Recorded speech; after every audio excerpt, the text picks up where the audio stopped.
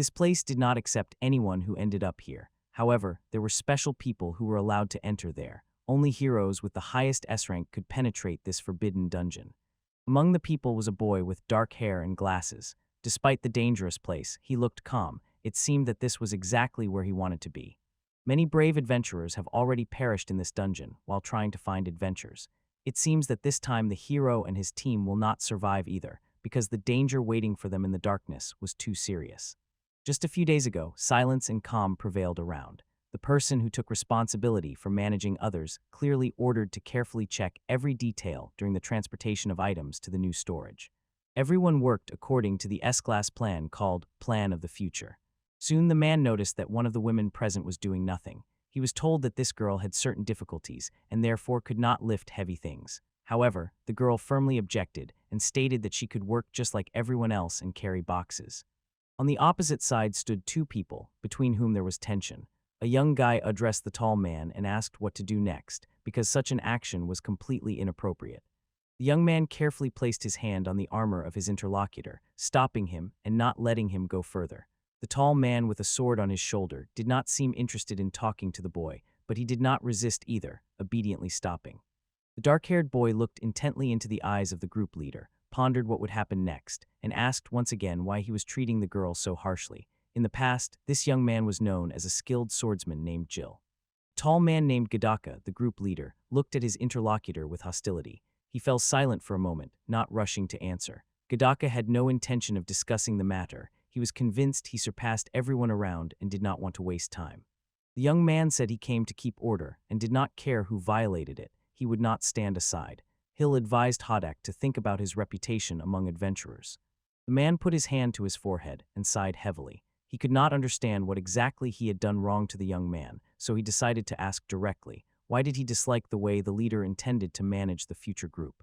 The girl tried to hold back the boy because she did not want to cause a quarrel, but he gently stopped her and asked her not to interfere, saying that he must act as his heart tells him. Gil again looked carefully at Godak and said that he did not like what the boy was doing. However, since there is a contract between them, he does not intend to break their agreement and does everything to fulfill the promise. Gil asked the man what he was going to do if he left. Maybe he would tell everyone that young guys are just a burden to others. Geotot silently frowned at this, and the interlocutor also advised him to keep his orders to himself. The group was about to enter the most dangerous dungeon, so they had to avoid any quarrels. Goha listened carefully to Jill, but could not admit his mistake because he was sure he was doing the right thing. Turning around, the man headed for the exit, but before that he advised Hildy once again not to become too conspicuous and not to quarrel over leadership. In the dungeon, he emphasized, they would still have to obey the orders of the true leader, because disobedience could cost even their lives. The young man was completely satisfied and silently watched Go's actions, and the man, realizing he could not influence the boy, turned to his subordinates who were at that moment carrying boxes of provisions to reprimand them. When Gil was about to leave, he suddenly heard a quiet voice behind him. Someone was trying to say something but hesitated for a long time. Turning around, Gil saw the girl he had just helped. She stood confused, not knowing what to do next. A girl named Kledeka was recently taken as an assistant to the future project. She sincerely thanked the boy for his help, as she felt a bit embarrassed that she could not complete the task on her own. Klaka also apologized to the boy for having to stand up for her in front of Godek, but the boy calmly said that he acted as he thought was right, so there was no need to thank him. When all preparations were finished, the team set off on a journey together with the supply wagon. The road to the dungeon was long, so a lot of time had to be spent on preparations. When they were riding in carriages, the girl finally mustered the courage to talk to her savior. She looked at Jill and asked if he really mastered the art of the sword from some hermit. The boy laughed uncertainly because he was surprised at how sincerely Clockhab trusted all the words. After all, they once said about him himself that he was a famous dragon hunter from the east. The girl confessed that she learned everything from Godok, as he was the one who told her about Jill. The boy replied that he did not defeat the dragon alone, but together with his teacher. Still, he was convinced that he could have handled it by himself. The young man did not finish speaking when the carriage suddenly stopped. He fell and grumbled discontentedly that he could never get used to such stops. When it became clear that he was fine, Klaha continued the conversation. As soon as the girl took the things, she offered Jill to sit down. Jill gladly accepted the invitation. Meanwhile, the boy thought that he did not like waiting so long before jumping into the dangerous dungeon. After a short pause, Klahabi became a little upset and said that she was new here and was only a new assistant taken into the team because of future plans. Lowering her eyes, the girl timidly asked Jilly if she could ask a question that had long been troubling her. Clawfa looked back to see how the young man would react and asked how she could become stronger. At first, Gild looked confused. He did not immediately understand what exactly she wanted from him. Jill could not believe his ears and looked at Clawfa in fright, as it seemed incredible to him that the girl was really expecting such an answer from him. Meanwhile, the assistant was only wondering why her simple question had so greatly embarrassed Jill. The girl was confused trying to explain her behavior, but the boy calmly asked why she decided to talk to him specifically, since he thought there was nothing special about him. Clawfa said that since childhood she dreamed of adventures and often imagined herself as a traveler. She always prepared for this moment, gathered necessary things, trained to be ready for various challenges. And now, having become an adult, she finally got the chance to fulfill her long-standing dream and set off on a journey. The girl said she wants to learn to master the sword because she believes that knowledge of how to survive is necessary for everyone who goes on adventures. Moreover, strength helps to defeat monsters during battles. And it was not easy for Cly to fulfill her dream. No master agreed to become her teacher because everyone considered it too great a responsibility. When the girl first joined the future plan, she was told that special training awaited her. Thanks to these sessions, she would be able to raise her rank and become part of the main team. Kletika remained only an assistant. Her main duty was to observe people and carefully remember their behavior. The young man realized with surprise that in fact, no one truly knows how to properly teach others. The young man noticed that he was invited to the team specifically. Although he was not among the main players, he was taken because he could strengthen the lineup. Gil understood that teaching this girl would not be easy. She blushed, lowered her eyes, and quietly said that she realized her request caused quite a bit of trouble. The boy decided to clarify his thoughts with an example and asked Clamicow, what would she do if suddenly a huge monster dog or another scary creature appeared before her and started attacking her? The girl was surprised and raised her eyebrows, as she was completely unprepared for such a question. Klatika decided that she needed to aim, spot the weak point, and strike exactly there, but the boy objected to this idea and advised looking for another way. Gil added that it is important to understand in advance where the monster will appear and set traps exactly in that place, because good preparation before the fight is the smartest thing one can do. The girl did not expect such an answer to that question. The boy just smiled and said that the situation was indeed a trap, but it was his answer that helped Clackeye find the perfect solution. There are neither rules nor fights here. Everyone chooses their own path. Everyone has their own methods, and they are so different that comparing them makes no sense. Even one person can act completely differently if circumstances change. But the most important thing is how a person can adapt to new circumstances and what they are capable of doing when faced with danger. He'll emphasize that the most important thing is that the result of the entire battle will be determined by only one correct decision. Sometimes it seems that a certain skill or technique will not be needed in life, but the time comes when it becomes indispensable. The more ways a person has to act, the stronger they become. If some tactic really works, it can help even in a hopeless situation. When it seems there are no more chances, it is precisely it that comes to the rescue, regardless of what is happening around. The young man said that he only wanted to add, it is necessary to study more, gain experience and knowledge. He also emphasized how important it is to avoid injuries and take care of one's health. Kla looked intently at his interlocutor and realized that an extremely serious person stood before him. In response, the young man only smiled and said that he was actually just a realist. Gil turned away and thought that although his words sounded confident, he felt true strength in himself only when he held a rapier in his hands. He hardly saw any other ways to become strong for himself. In everything else, the boy had no special talents, so he could be called a person with one distinct advantage, but he understood this clearly and tried not to envy those who had more abilities. Klubka was surprised to see how strictly the young man judged himself. Moreover, the boy admitted that he had very poor eyesight, and this seriously reduced his capabilities compared to others. The boy also shared that during the battle with the dragon, his eyes were cursed. Of all the enhancing abilities, only additional strength affected him. Because of this curse, the boy did not always manage to notice traps or other threats, but this was not his only weakness. When the girl learned about this, she became scared because she finally understood how hard life was for Gil. It turned out that the boy could not orient himself in the area at all. It would seem that the curse was already the worst, but his disorientation caused even more problems.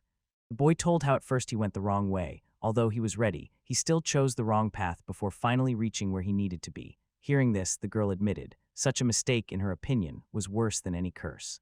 The young man said that his glasses were very important. If they broke, it would be the end for him, and if he suddenly remained alone in the dungeon, he might never find the way out. The girl was confused, not knowing what to say in response to the boy's sincere words. She understood how much this frank conversation cost him. A little later, Gil pulled a small package out of his pocket. It turned out to be a glasses case. Gil noted that if he lost it, it would be very difficult for him. This is how he explained the important responsibility the interlocutor bore. But as an assistant of the squad, she had to keep track of such things. It was part of her daily duties. After some time, the couple noticed with surprise that their carriage had stopped along with the others. Looking outside, they saw that they had already reached the dungeon. Not wanting to delay others, the boy and the girl quickly got out of the carriage. Klaha took all the necessary things, said goodbye to the boy, and joined the other assistants. The young man stood in place for a while, hesitating, but finally decided to say a few more words. Gil said that if the girl wants to learn something new for her future, then after this adventure in the dungeon, he will gladly become her teacher. At first the girl thought she misunderstood him, but the boy confirmed his offer once again. The young man truly enjoyed teaching others the art of the sword, although he did not consider himself a great master. He felt his skills were not particularly special since he had learned the basics from many different teachers. The young man extended his hand to the interlocutor and said that he agreed to this proposal, but he sincerely admitted that he did not consider himself worthy of such a great honor. Klaka glowed with satisfaction. She bowed low, carefully clasping the outstretched hand with her palms. After that, she sincerely thanked Gil for his agreement to help. The promise sounded completely unexpected, as it rarely happened. Klokau felt genuine joy. Now she had a chance to become a real adventuress, not just to help someone with their grand plans. After they shook hands, both agreed to talk again once they finally got out of the dungeon and gained more freedom. However, neither he nor she even imagined the dangers these underground depths held for them. 2 hours passed. The young man accidentally broke his glasses, and they shattered into small fragments. Now he was completely alone in the dangerous dungeon. The worst happened. The girl found out about his weakness, which he was so ashamed of. Gil dropped to his knees, and a tear rolled down his cheek. Despair completely overwhelmed him. He understood that escaping this trap was almost impossible, as was staying alive. Once an unusual adventure happened. Overall, the conquest of the labyrinth was going well, but everything changed in an instant. Even the best S-rank adventurers have not gone beyond the 3rd level yet, but the Volna group was moving further and further, walking along the safe path laid out by the support team. The main detachment confidently moved forward, overcoming enemies encountered on their way. Thus the warriors gradually paved their way and descended to lower levels. At every level lived a monster host, who received a unique magical power from the labyrinth to guard this place.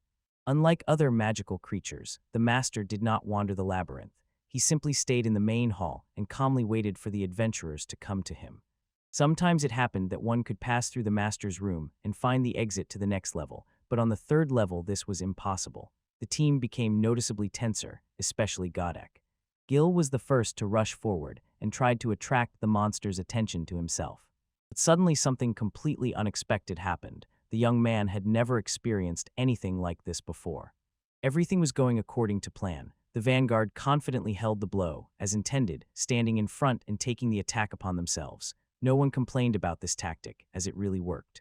Gil only had a sword, so he was not surprised that he had to go to the front lines. Besides, he was not worried that the enemy could attack from afar. Everything was going very easily for him, because for the boy it was like a simple warm-up. He did not even notice that someone was helping him, and suddenly, before he could even turn around, he saw his friends standing behind him. Godek had a special sword that everyone recognized without fail. It was his main distinction. People called this weapon the eraser. Before the battle began, the man watched as the master concentrated and filled the blade with magical power, and small drops of sweat covered its surface. This was quite understandable, as the dungeon lord had extraordinary strength. Everyone was well aware. It was enough to make one mistake or miss once, and the monster would immediately take advantage of it. The boy quickly oriented himself and took the sword in his hands. He gestured to the leader that he would distract the enemy, giving him a chance for a decisive strike. But suddenly everything changed. When the boy was still in danger, Godagao dared a desperate move. He used a deadly magical technique and released a powerful magical energy. Gil did not even suspect what was happening behind him. All his attention was focused on the monster he was luring onto himself. Only later did he realize a man named H was waiting for him to get out of danger, choosing the best moment to act. The young man shouted, begging Godek to stop and wait, but his pleas went unanswered. Godak struck with his raised sword, and a bright flash of black, night-like energy burst from the blade. When the boy looked back, he realized he wouldn't have time to do anything to retreat. Just above Gil, a large paw of the monster suddenly loomed. It decided to finish him off, while Jidaka calmly watched, waiting for the end of the fight. The monster hit the young man hard, and he fell heavily to the floor. From this force, a powerful explosion arose, and something terrible happened that could no longer be changed. The blast wave covered not only the monster and the swordsman who was distracting it from the team, but also changed everything around and affected the entire rest of the group. But suddenly the ground beneath Gil's feet disappeared, and he began to fall rapidly downwards, as if plunging into a bottomless abyss. Gil felt as if this was not happening to him, or that he had entered a strange dream. Turning his head, the boy noticed that the master of the third level of the labyrinth was descending from the sky beside him like an old friend. Gil realized that even in this difficult moment, one must not forget, this monster truly wants to destroy him. Therefore, he was not going to just lie down and wait for the monster to approach him. Gathering all his courage, the boy tightly gripped the sword and dared to enter a desperate battle to defeat the creature standing before him once and for all. Some time passed before the young man finally regained consciousness. He was still lying on the ground, and when he came to his senses, he realized that he had won and was now right on top of his fallen enemy's body. The boy pulled the sword out of the monster's body and involuntarily admitted in his thoughts, the lord of the third level of the dungeon was remarkably strong. Then he looked up and pondered. Gil fell from such a great height that he could no longer climb back up on his own. It was simply impossible for him. Finally, the guy realized he had fallen into a trap. It turned out that it was all done by Gadaki, who deliberately framed him and doomed him to death. The young man realized that this experience would stay with him forever. Gil still could not understand why the team leader acted that way. Even recalling their recent quarrel, it was clearly not enough for such a step. After the recent conversation, which badly spoiled the man's mood, Godak decided to get rid of the one who stood in his way. The young man raised his head and loudly promised that when he returned, he would definitely repay his enemy. He would not stop until the latter bore punishment for his deed. But the boy faced great difficulties. He was left alone and did not know how to return home. Remembering his team, the boy did not lose hope that among his friends there would be someone to help him. Suddenly, the image of a girl he had spoken with when they were together in this dangerous dungeon appeared in his memory. The young man hoped that besides Klaga, there were still good people in this world who would never accept the injustice caused by Kodaga. In the boy's thoughts, only Klaha appeared, and he pondered, if there were more girls here, they would definitely help him get out. He just needed to find a long rope that the girls could lower down to him. Gil decided to start implementing his seemingly unrealistic plan. He shouted at the top of his lungs that he was down below and needed help, but no one answered him. The squad was already far away, and there was not a single soul left around. The young man did not take his eyes off the ceiling and suddenly noticed something strange and eerie. From above, it seemed, unfamiliar creatures were watching him. At the same time, Hilden became upset because he was still wearing his glasses. The boy lifted his glasses and saw with relief that they remained intact. These glasses had always protected him, but suddenly he noticed a crack appearing in the glass. His glasses were shattered to pieces, and that meant only one thing: the next journey to the dungeon promised to be even harder. Thus, the boy found himself in real danger, left without his main protection. The young man had just begun to come to terms with the thought that he would remain in the dungeon much longer than he had dreamed, but suddenly everyone around him froze in fear. The walls and ceiling of the dungeon began to collapse right before their eyes. He fell silent for a moment, and Krakiv remembered how just recently she had talked to this guy and even shook his hand. Then the man was convincing her that everything happened by accident. Third-level masters were very strong and dangerous, so it was almost impossible to defeat them without magic. When the commander ordered a retreat, the girl immediately asked why she was left alone in Gilly. She could not understand at all why this thing was needed until the man went further away. Then Klekau confidently told him everything to his face, even accusing him without hesitation of doing it on purpose. The man was tired of the girl's talks, so he decided to move to action. He approached closer, firmly grabbed her by the throat, and pressed her against the wall. Clays was suffocating. She felt like the air was about to run out, but Gyudja timely released her hands, and Clays fell powerless to the ground. The man said that even if it had been done intentionally, no one would have dared to say anything to him anyway, because for everyone, this guy remained only the one who is supported. Plainhot did not give up. She realized that she was much weaker than this man, but resolutely told him that if he did not stop, she would file a complaint with the guild. The girl loudly exclaimed that the commander's actions could be perceived as introducing an additional tax for a guild member, which threatens the loss of adventurer status. She also warned that an attempt to escape from this place would result in punishment according to the law. Klaka noted that there were witnesses who could confirm her words, but Gaudeka asked if she was sure that these people would really want to help her. The assistant did not understand what Gaudek wanted to say, so he turned around and looked carefully at everyone who was standing nearby. The leader, who was responsible for further plans, noticed that none of the guys supported what the girls said. She began to ask why they did so. All the guys looked very scared. It was noticeable that they were afraid of Gaudek. The man explained that Klacha only seems to have gotten rid of guilt because of his mistake, but in fact, everyone who hears this story will decide that it is just the fabrications of a girl who knows nothing. The man turned to Klaka, reminding her of their situation, then angrily ordered the entire team to hurry and leave the dungeon as quickly as possible, not wasting a single minute. The assistant sat in the same place, lost in thoughts about how she could not help her friend in any way. She remembered how bravely he fought and felt guilty for her helplessness. She didn't even think she could somehow change everything, for example, just reach out her hand. But fear stopped her, and in the end she did nothing at all. Sometime later, another member of the squad approached Kleinha. He extended his hand to her, helped her up, and asked not to waste time so they could move on. The man added that if the girl stays alone in the labyrinth, she will not survive. Therefore, he advised to listen and do everything Gaudek says. Klodza looked at Garland with anxiety. The assistant asked why none of those present tried to save the one unjustly doomed to death. In response, Holland explained that for all the squad members, there is only one person whose opinion they listen to, and that is Gadaha. In their country, there was only one team of the highest S-class, so no one dared to contradict its commander. The girl could not believe that people could be like that, forgetting about their conscience. Holland said that it is normal for everyone to have their own goals and strive for them. He himself once looked for a way to feed his family, but Clackhead did not even want to hear about it. The girl realized that she could not just leave everything like that, even if there was no one around. Seeing the assistant's facial expression, her friend quietly said that there was nothing to be done anymore. Kladja understood everything perfectly herself, but did not want to admit it. The man calmly explained to her that searching for Gil Loan no longer made sense and reassured the assistant, saying that such things often happen in their line of work. Hodlin noticed that similar stories constantly happen to travelers, so there is nothing strange about it, but the girl had no intention of accepting everything as it is. The man seemed to be trying to calm himself down. He took out a cigarette, lit it, and said once again that he would not allow anyone to speak badly about Gadaki.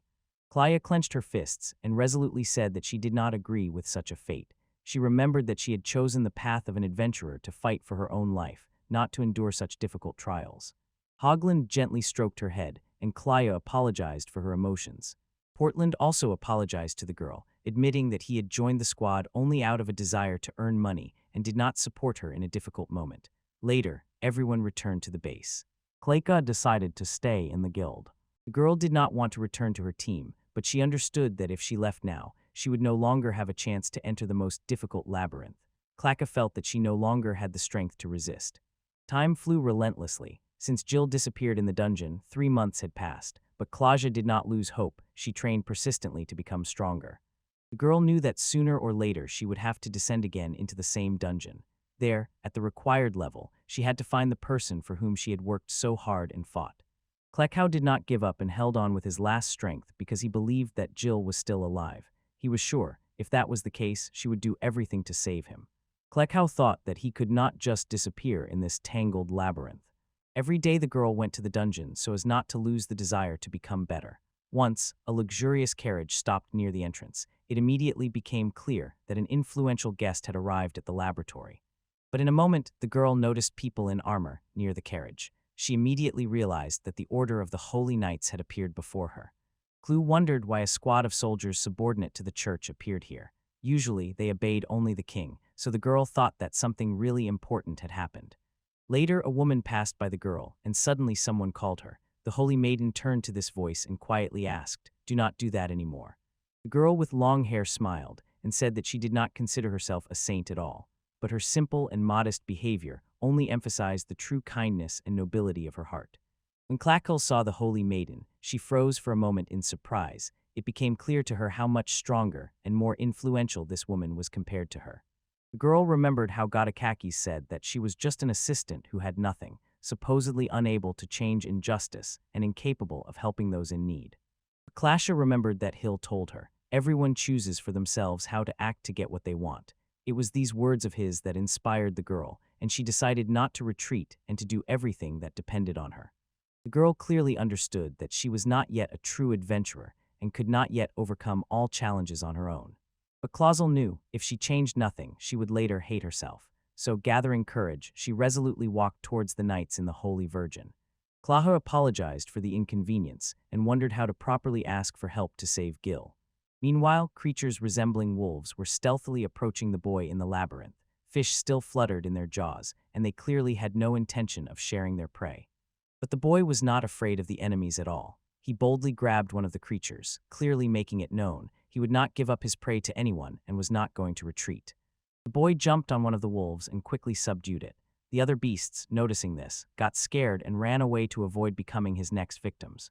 Lying on the chest of the defeated enemy, Gil raised his fingers, making the victory sign. The fight was short, but there was something unusual in his behavior. He had lived alone for a long time, hardly communicating with people, so now he looked a bit strange. When the boy calmed down a bit, a strange smile appeared on his face, and he rubbed his forehead. He was pleased that he had dealt with those creatures who did not take him seriously so quickly. The young man looked at the defeated enemy and noticed that he had long ceased to be an ordinary person. Now he resembled more a gorilla from the human world, for his strength could only be matched by the strongest. After a brief pause, the boy pondered. It had already been 3 months since he disappeared in the dungeon.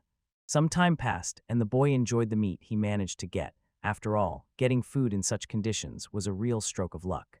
The young man felt that his strength was already at the limit. Surviving alone for a long time was very difficult. The fish he took from the wolves turned out to be rotten, but there was no other food nearby.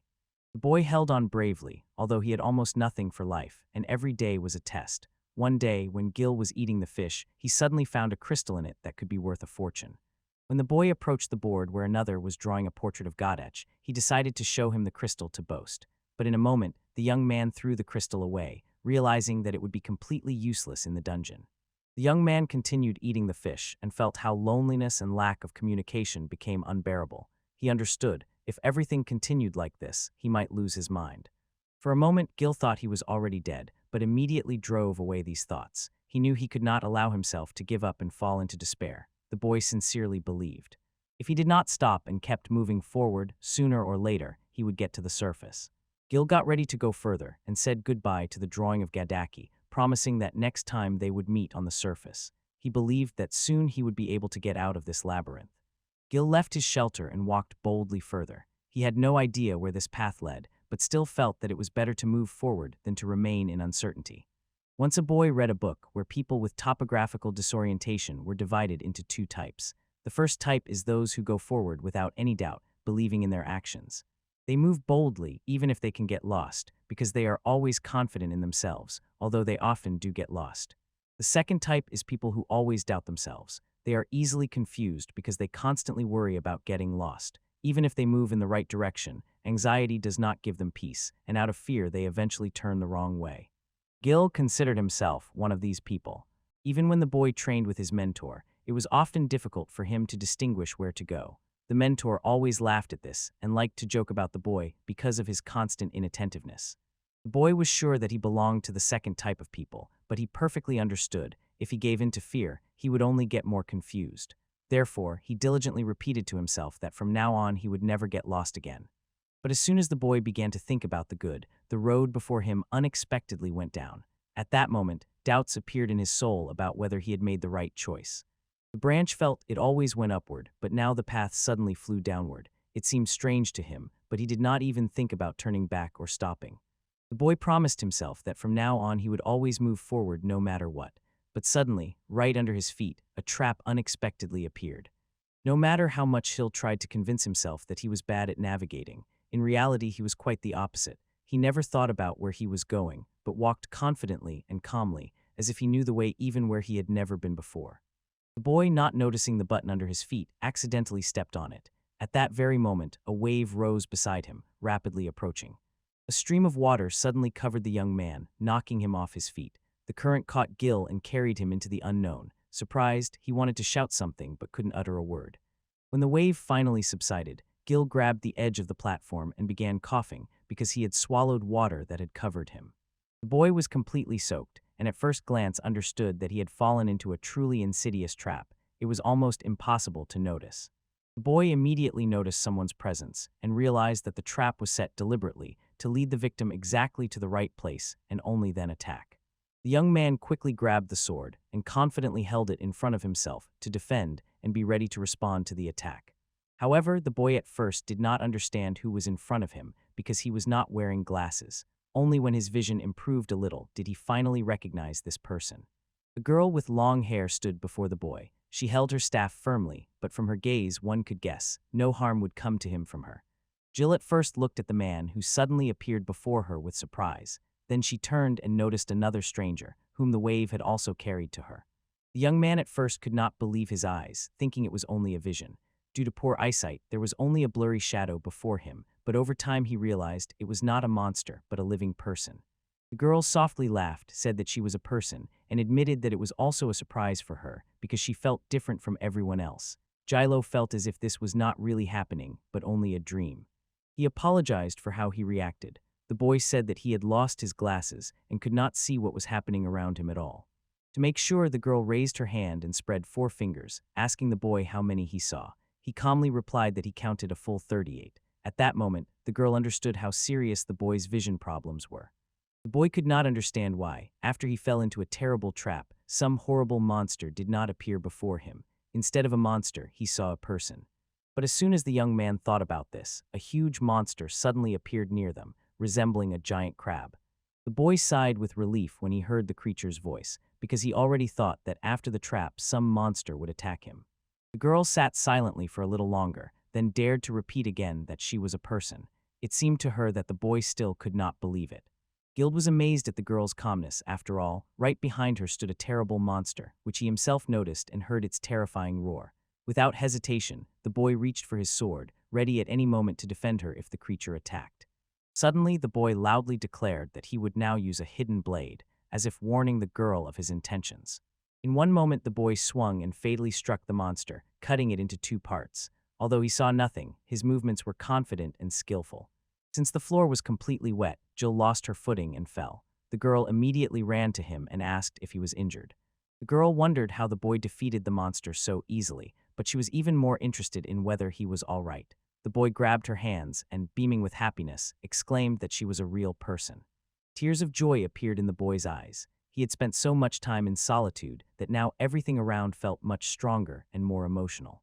When the girl ran her hand over the water, it dawned on her. Everything that was being talked about concerned herself. The boy, however, remained completely confused. The girl shared that as soon as she touched the liquid, she immediately felt a hidden magical circle inside. The boy, being a simple swordsman, could not confirm this. He knew nothing about such things. Looking up, the girl realized, probably, it was the water that brought her to this place, as well as her new friend. The group finally found a new cave. It was large and spacious, and the ceiling towered above their heads. The boy asked the girl how she ended up in this dungeon. She explained that she came here with the holy knights to cleanse the labyrinth. Gil noted that now the girl was in the same difficult situation as he was. The boy was sure that this girl once fought a 3rd-level master, and then her own friend condemned her to death. However, the girl disagreed with this. She said everything was completely different. The girl explained that she got caught in a trap that transported her far away. She added that she did not come here alone, and noted that the holy knights completed their task without any mistakes. Armed men led the girl to the 4th level, a place where no person had descended before. They walked through a narrow corridor, and suddenly the girl accidentally stepped on a button underfoot, which immediately activated a trap. The boy was surprised when he saw that the girl came not with a group of adventurers, but with knights. The one who was asked hesitated a little about whether to tell her everything in detail, but after a short pause, he decided not to stop and continued his story. It turned out that this girl was a researcher. Hill asked her if she wanted to join him and the knights on the expedition to the labyrinth. She gladly agreed and was very excited about the idea. 3 months ago, all the major churches began to claim that a terrible, dark force was coming from this prison, but the girl herself had never felt anything like that. Hill did not waste time and directly asked the girl to help him wash. He had not felt clean for a long time. He decided that since she was from the church, she probably knew magic that could cleanse him. The girl herself was thinking of making such an offer to the boy but lacked the courage. and when he brought it up himself, she agreed but joked that he smelled very unpleasant. The Holy Virgin explained that such things often happen here. For this place, it was not unusual at all. Therefore, she quickly agreed and set off to fulfill Jill's request. The boy mentally rejoiced that he was lucky to meet this girl. In a short time, she became special to him, and her attractiveness impressed him so much that he could completely lose his head. Looking at the girl, the boy felt sincere gratitude. He felt good simply because she was nearby. Thanking the girl, the boy spun around on the spot with joy, happy that he was now clean. After some time, the girl asked if any curse had been placed on the boy's eyes. Her curiosity surprised the young man because he did not think she would notice so quickly. The boy reassured the girl, saying that he already knew how to remove the curse, so there was no need to worry. He also praised her for strong magic, as she noticed that he became especially vulnerable near her. The girl noticed how strong the boy was. He was able to defeat a huge water crab with one blow. The boy only sighed heavily and quietly replied that strength was the only thing he truly possessed. The Holy Virgin had no time to say anything when monsters suddenly appeared behind her. The girl was frightened and froze in place, not daring to move. In a moment, something incredibly fast flew past her, so swiftly that she didn't even manage to see what exactly it was. The young man once again came to the aid of his new friend, slicing the monsters in two. Everything happened so quickly that the girl didn't even have time to blink. He suggested to the girl to go together to his base so they could talk there in peace. The girl agreed to this proposal, and the boy sincerely thanked her for her trust. The boy said with a smile that he knew the way to the base perfectly, and they would soon be there. The girl laughed and said she couldn't wait to see his secret hideout. However, their joy quickly turned into fatigue, because they had to hide not for a few minutes as they had dreamed, but for a full 5 hours. During this time, the couple became very tired. The girl said that her legs were very tired and hurt from the long walk. The boy apologized to her, but found no other words to explain the situation. Sitting together on the shore, they were finally able to rest and come to their senses. It was then that the girl dared to say her name for the first time. It turned out that the holy maiden's name was Lilia, and she served in the church. Noticing that her full name was too long for everyday use, Lilia decided to suggest a few shorter and simpler options. To make it easier for the boy, the girl suggested calling her Lily or Leia. If he wanted, he could even address her as Aunt Leia. When the boy said his name aloud, a question immediately arose in his mind. Why was the girl named Anna? Leah pointed to herself and proudly said that she was already 20 and a real adult, and Gil only sighed quietly in response. To him, Leah still didn't look like an adult, although he himself was only 19. The boy thought for a moment, recalling all the rules about how to speak to elders, remembering respect and his place among others. He cautiously addressed Leia, asking if it was necessary to speak more politely here. She only smiled in response and said that such formalities were not required. The boy apologized, feeling that his behavior was inappropriate, but Lily just smiled and said that you can talk to her however you want. Hill also wanted to share what had happened to him, but Lee suddenly stopped him and said that she already knew the main details, as she had been told everything earlier. Before entering the labyrinth, a blonde girl approached the girl and asked for help finding Hill in the dungeon. The boy immediately recognized Klaha in her. The young man was glad that someone still remembered him, for so many months had passed since his disappearance that it could have seemed Jill was no longer among the living. The boy shone with joy, and a tear appeared on his cheek, but suddenly the girl said that at least they would find his body. Such words definitely should not have been spoken. After all, it was logical. The boy had no way to get outside or contact anyone else, but despite everything, behind this door that man was already waiting for him. Looking at the boy, Leia asked in surprise how he managed to get so far, since he suddenly disappeared on the 3rd level and no one could find him. It is strange that Jill went down even deeper alone, since the pair had already reached at least the 4th level. The boy said that at first he was simply thrown down, and he ended up at the bottom not by his own will. The boy's words greatly surprised Lily.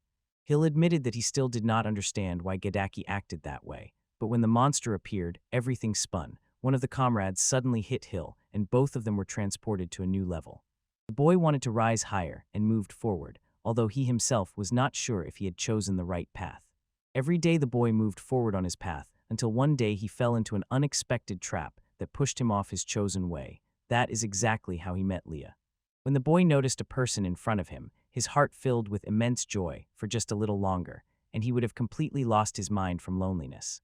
The girl was genuinely surprised when the boy called himself a gorilla while telling a story, but he immediately explained that he only meant it as a metaphor. Lily also added that Hill's friend is simply unbearable, so when they get out of here, they will definitely teach him a lesson. For now, the boy doesn't need to worry, Aunt Lee will be with him. The boy said that 3 months had passed since his disappearance. He believed that he would soon be able to find a way out. Leah suggested going up the stairs even higher, as Jill had done before. But the boy reminded everyone that ahead of them awaited a battle with the Lord of the 4th level. Lily did not quite understand why he mentioned it. The monster calmly waited for those who dared to approach it. However, only a few dared to do so. Such daredevils were only Gil and Lei. The young man said that they would not be able to defeat this monster because there are reasons that will stand in the way. Once long ago, a young man was already very close to his next level, but suddenly a terrible monster appeared on his path, becoming a serious obstacle.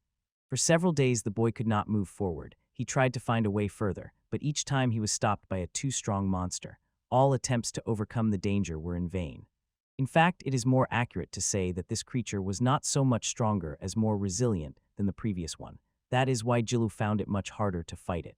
The boy admitted that he could not attack the enemy because he did not notice his vulnerable spots at all. He was worried that even the smallest mistake could cost him dearly. His sword might break. Glasses might have helped in this situation, but the boy had long since lost them. However, Gil stopped and admitted to himself that maybe he was just looking for an excuse for his weakness. The young man realized that if he knew how to use the sword better, he would easily defeat the monster. Understanding this, he decided to train even harder, and after the fight, he stopped by the river to rest and regain strength. The girl was surprised that the boy was thinking about drinking water in such a situation. At the same time, she realized that he had very poor eyesight. She scooped some liquid into her palm, which Jill called water. Lily cautiously asked if he was really sure that it was water. Looking at the liquid in the interlocutor's hand, the boy suddenly doubted his resolve. Leia noticed this and offered to help him. She could use magic to cleanse his stomach. When the boy suggested going to the boss, the young man replied that he suddenly had a stomach ache. He also admitted that he would not be able to enter the fight until he became stronger. Lily confidently said that she could help Jill defeat the lord of this level, as she was well versed in her craft and knew exactly how to act. Lily said that she could use magic to turn the boy into a real gorilla, as she remembered what he had been through. However, the young man only remarked that it would not help him anyway. Leia was surprised, and Jill meanwhile explained that he was deliberately hiding his true strength because this cheap sword would simply break if he showed all his power. The girl decided that the young man was just boasting about his power, as he spoke about his abilities with obvious pride. However, the boy quickly objected and assured her that it was actually not at all as it seemed at first glance. In fact, if you use strength thoughtlessly, any sword will sooner or later break. That is why it is important to always have a spare weapon. When the boy's old sword broke, he did not hesitate long and immediately bought another one. To hit the target accurately, you had to aim well, and without glasses, it turned out to be a real challenge. Hearing the boy's words, the girl dared to ask him a question.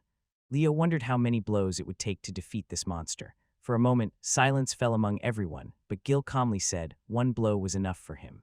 The boy looked the interlocutor straight in the eyes, showing that he was serious. Without smiling, he said, if he struck with full force, he would immediately destroy the lord of the 4th level. Lily was not at all frightened by such a statement, and calmly remained silent, saying nothing in response. Later, she noticed that the young man looked very confident. To this, he said that he relied only on his own experience, but in reality, inside he was tormented by the fear of breaking his only sword. The girl understood well that if the boy lost his weapon, he would not be able to move further through the dungeon. Leah took the sword and with a smile told the boy that she would give him a small advantage. Let him try to strike the monster not once, but even twice. Lily used her magic and enchanted the sword, making it an unbreakable and extraordinarily powerful magical weapon. Returning the sword to the boy, the young man noticed how the blade shone with an unusual light. The girl only smiled and said that she had endowed the weapon with holy magic. Hill was impressed because Leah used words from the main book of Surid's teachings. To his surprise, Leah explained that she remembered these phrases when she read it during lessons.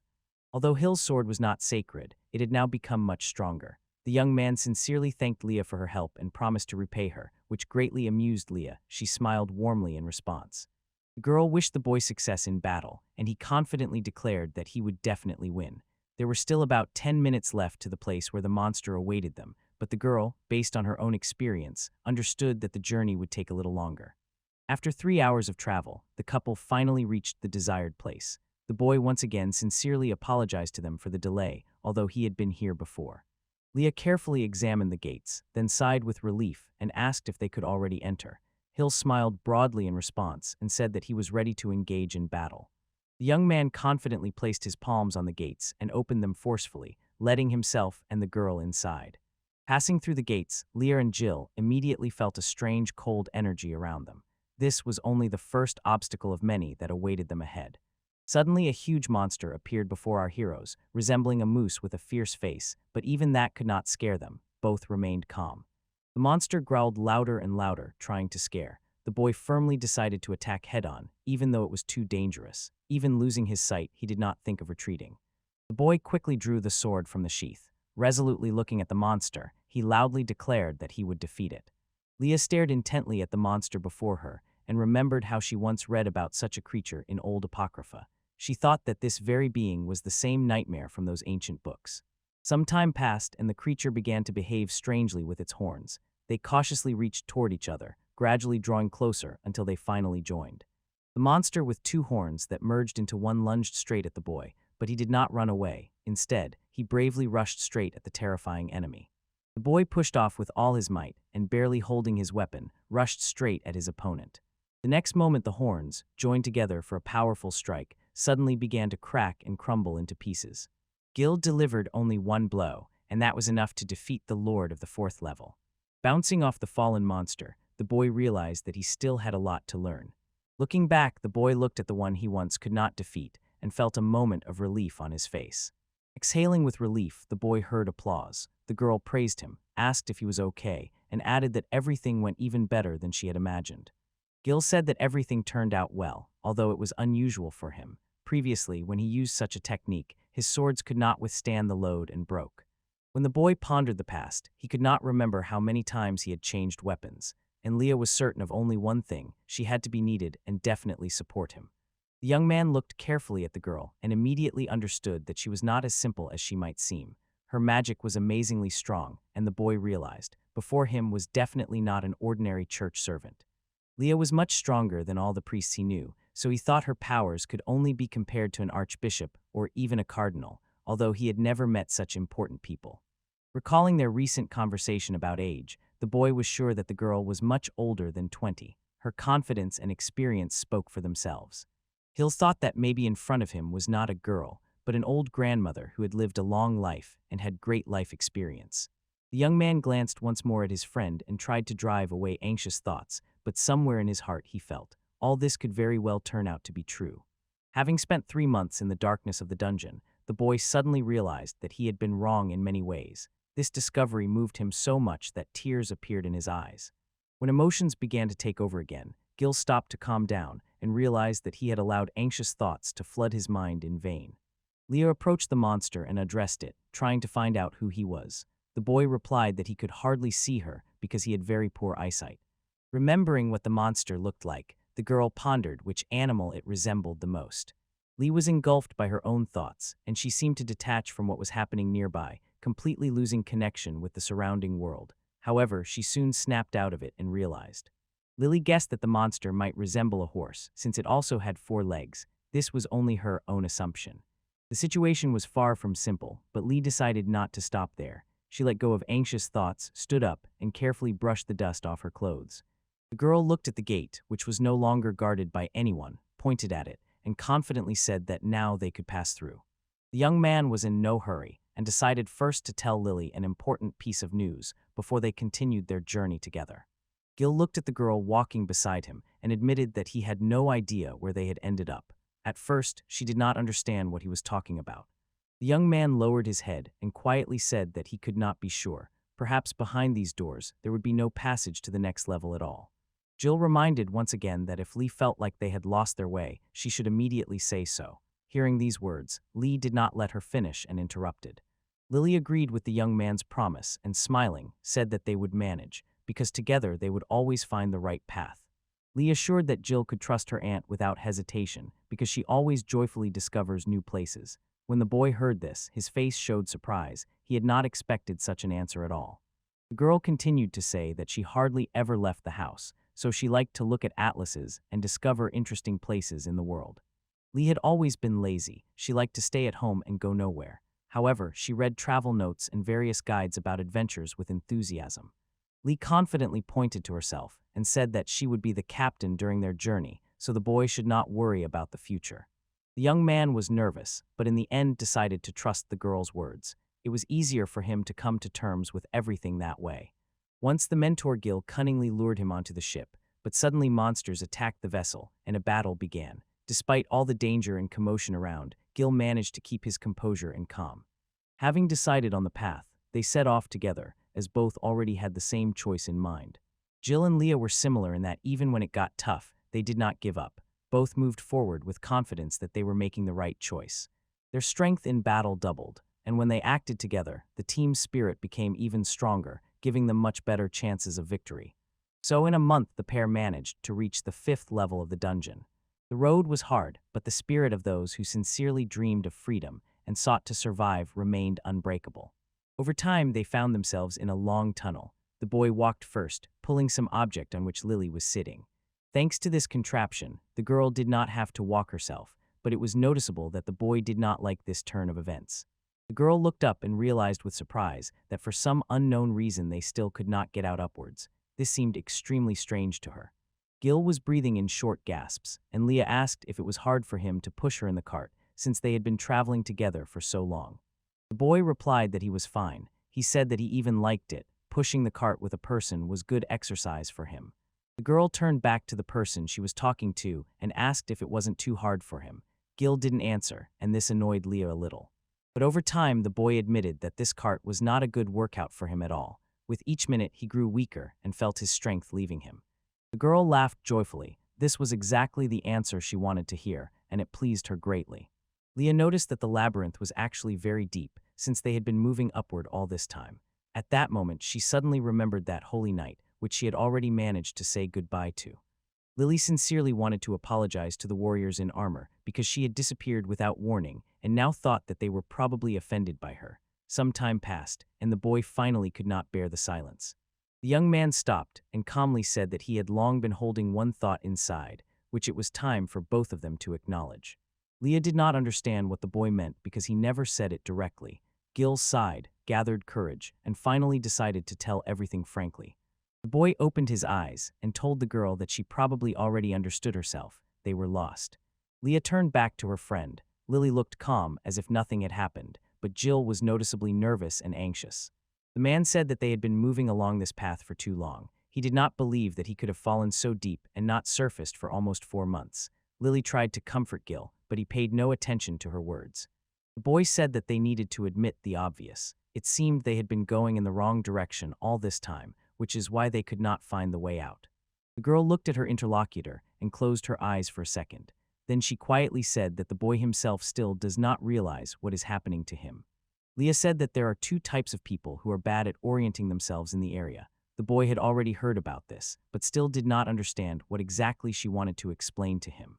The girl smiled, looking at the confused boy. She raised her hand, pointed at him, and wanted to explain something. The first type of people are those who sometimes betray their principles and stray from the path, but Gil does not belong to such, even though he himself doubted it. The girl continued to say that they always decided which way to go, relying only on their intuition. She noted that almost always their thoughts about the choice of road coincided, and the boy agreed with this, confirming that it was so every time. Leah noted that it is unlikely that 2 people would constantly make the wrong choice at the same time and go the wrong way, because the chance of both getting confused at once is very small. Gil was in despair because he believed that it was they who found themselves in this version of events. Meanwhile, Leah began to talk about the second type, which does not take the terrain into account. She recalled that these people initially chose the right path, but upon reaching halfway, began to doubt and turned in the wrong direction. The boy suddenly remembered that not long ago he himself tried to do something similar. At that moment, the girl calmly reminded him of what he had almost forgotten. Leah went around Gil and noted that everything happened exactly as it should have. He added, "If you go to the end, everything will definitely work out." The boy still could not finally decide, because he thought that even if they reached the end, they might find nothing. Lee extended her hand to help him get up. Lily said that if that happens, they will have to go back and look for another way to get out. The girl spoke so confidently that the boy did not even begin to doubt her words. He smiled and finally felt calm. But their conversation was suddenly interrupted by a monster that appeared literally out of thin air. The girl was not afraid. On the contrary, she got angry because this creature completely broke her transport. The boy quickly turned around and struck with all his might, slicing the huge monster into two parts. Jill remembered the words of his interlocutor and realized that she was right. This helped him stay calm and not lose his sanity despite all the difficulties. The boy won again very quickly, and Lei, who did not doubt this, immediately began clapping her hands, rejoicing for him. They had already passed 120 levels together, so there was no point in going back. Lee asked if Gil was feeling better, and he nodded in response, showing that he was fine. The young man bowed his head before Lei and sincerely thanked her. It was her wisdom that helped him understand many important things, as the girl always knew how to act correctly in difficult situations. Lily smiled and suggested to the boy to use the time while she was nearby to learn everything she could teach him. In response, Gil smiled cheerfully and nodded, agreeing with her words. Some time passed, and the couple found themselves again in a strange tunnel, but this time a fork appeared before them, and they had to decide again which way to go next. Jill and Lily looked in the same direction simultaneously, then silently understood each other and confidently moved to the right. Their thoughts coincided, so they felt this time their choice was definitely correct. When the couple finally jointly determined the right direction, the boy came up with another way to move and led the girl after him, as she still did not want to just walk on foot. The couple confidently moved forward, leaving all doubts behind. The path they chose led down into a dark depth, and this meant only one thing: a new great adventure awaited them. Later, Jill and Lee stopped to rest and refresh themselves. They tasted fish and washed it down with fresh water. They did not delay with food, fully understanding that they needed to hurry, for time could not be wasted. They had already been in the dungeon too long, trying to find even the slightest chance to get upstairs.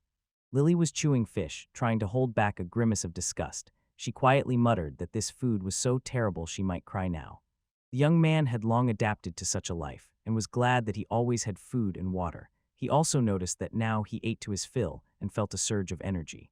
With the arrival of Lilia, the boy gained fresh water and true purity. Although they failed to light a fire, their life even in difficult conditions became a little better. They thanked each other for the delicious lunch. Then Lily asked Gil to show her his hands. The boy obediently stretched them out to her without any unnecessary questions. The girl used water to quickly wash the dirt off the boy's hands. List warmly smiled and released his palms. The young man thanked the girl for her care, and she only smiled in response and admitted that she was already very sleepy, so it was a small bother for her. Gil said he was going to continue training because there was still a lot ahead that he needed to learn. The boy noticed that passing floors became more difficult because of the level owners. Therefore, he decided to learn to handle these difficulties on his own without asking the girl for help. Leah looked carefully at the young man, and only after some time did he guess that she thought she was bothering him. Lily was filled with doubts. She was not sure if she really helped the boy or maybe even hindered him. In her head, she kept wondering if she had done something wrong, but the boy quickly dispelled her worries, assuring her that in fact everything was quite different from what she thought. The girl remembered how she once learned special spells that helped many people. She extended her palm, on which there was a liquid that the boy had previously mistaken for water. Without hesitation, she told him to drink it just like that, without purifying it. Gil tried to explain that he did not want to constantly rely on the help of others, because it was important for him to improve his own skills. The young man added that everyone who wants to become a better swordsman thinks the same way he does. After all, true strength can only be achieved through one's own efforts, without hoping for anyone's assistance. When Jill finished her story, Lee just smiled. She said it was just a joking response because she understood well why the boys acted that way and was not angry with them at all. The boy sighed with relief, and the girl unexpectedly called him cute. At that moment, he remembered his mentor, who always criticized him for excessive self-confidence.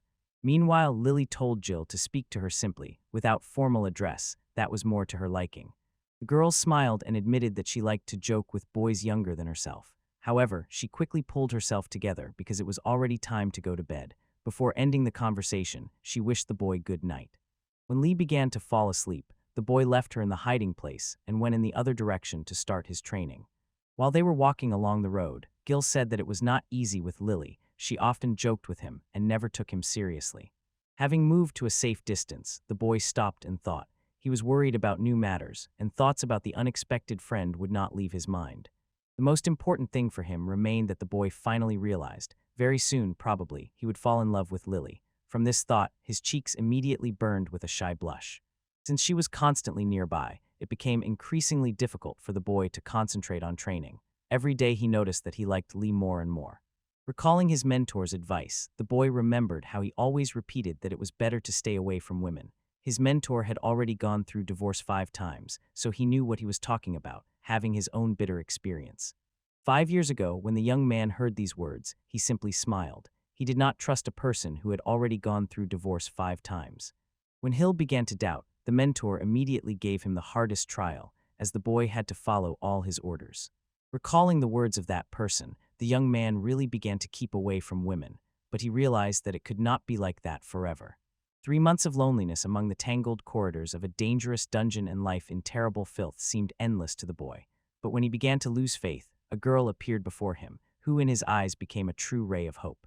After a month spent together with Lee in this distant place, the boy unexpectedly realized that he cared about her. Realizing this, he could do nothing about himself.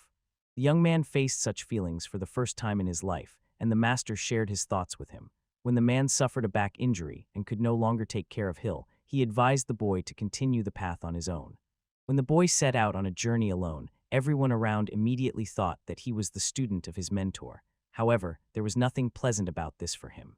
As soon as people heard that Gil decided to defeat the dragon, everyone really wanted to see if he was truly capable of such a deed. That is why the boy often engaged in duels to demonstrate his skill. This way he gained new friends, but later each of them still left his life. Looking back at his past, the young man realized that he had never had any hope for a happy life before. However, despite all difficulties, he did not give up and remained strong. When Hill was finishing his meal, Lee always quietly took his hand. At that moment, his heart began to beat even faster, and also Lily always gave him a warm smile. To bring himself to order, the boy sat down and began to meditate. The girl protected them with a magical barrier, and thanks to this the dragons could not approach, so the boy had a wonderful opportunity to train calmly and carefree. But the boy could not get rid of his worries. If he confessed to Lily right now, when everything was so tense, it would be completely untimely and strange. Imagining such a situation, the boy suddenly realized that he would actually give the girl no choice and would behave like a real villain. This realization scared him, and he tried to get rid of such thoughts as quickly as possible. Gil was sure that when they got out of the dungeon, he would manage to stay in touch with Leah. He dreamed that next year he would find the courage to reveal his feelings to her. The young man immersed himself in meditation, striving to increase his inner strength. He wanted this energy to permeate his entire body, not suppressing him, but on the contrary, making him stronger and sharper. But the young man thought again, what if this girl was already almost 80? She definitely looked older than 20. Servants reached their greatest strength already in mature age, so the girl was unlikely to have such skills at her 20 years. The boy still had not seen her face well because he had poor eyesight. Leah grabbed Gil's hands to cleanse them with a spell. She showed no personal interest in him at all. The boy was so nervous and afraid to hear no that he did not even manage to confess his feelings before he had already resigned himself to defeat. Because of this, a tear rolled down his cheek. But suddenly Lily appeared behind the boy, who had approached her, but because of his own thoughts, he did not even notice it. The boy got scared and screamed, then apologized for the noise. Leah explained that she woke up in the middle of the night and thought that the boy was probably cold. The girl came closer to the young man and tried to hit him with magic, but as always, it did not affect Jill. He remained unharmed. Leah sat down next to him with a smile and began to cast a spell that was supposed to protect against the cold. When Lily finished, she said that it would be enough for 10 hours. She advised the boy not to overwork himself and to go to sleep as soon as possible. When the girl was almost gone, Gil couldn't resist and asked why this time she didn't need to hold his hand to use magic. The girl said that she could use her power even without touching a person, all thanks to her unique ability. When Lily said goodbye and left, the boy remained standing in place, confused. It was hard for him to understand why the girl touched him if she really didn't need to. Recalling all the conversations and meetings with Leah, Gil could not understand her at all. The girl behaved so unusually that he was completely confused and now didn't know what to think about her. Watching Leah, the boy nervously clenched his fists. His whole body trembled, and restless thoughts arose one after another in his head. The young man again wondered if Lily was really an older woman. But with surprise, he realized that this question worried him less and less each time. The girl was overwhelmed by memories. She clearly imagined the face of her savior, but she was haunted by thoughts about what happened to Gil after that incident. She didn't even suspect that trouble could happen to this young man. Everything happened before her eyes. He suddenly fell to the ground, and she could only shout loudly because she couldn't help at that moment. Remembering how the young man called her by name, the girl suddenly opened her eyes wide and woke up in her own bed.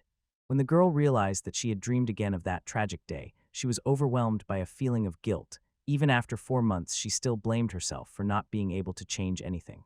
After returning from the dungeon, Klaji's life remained the same. Nothing changed. There was also no news from the Holy Knight squad.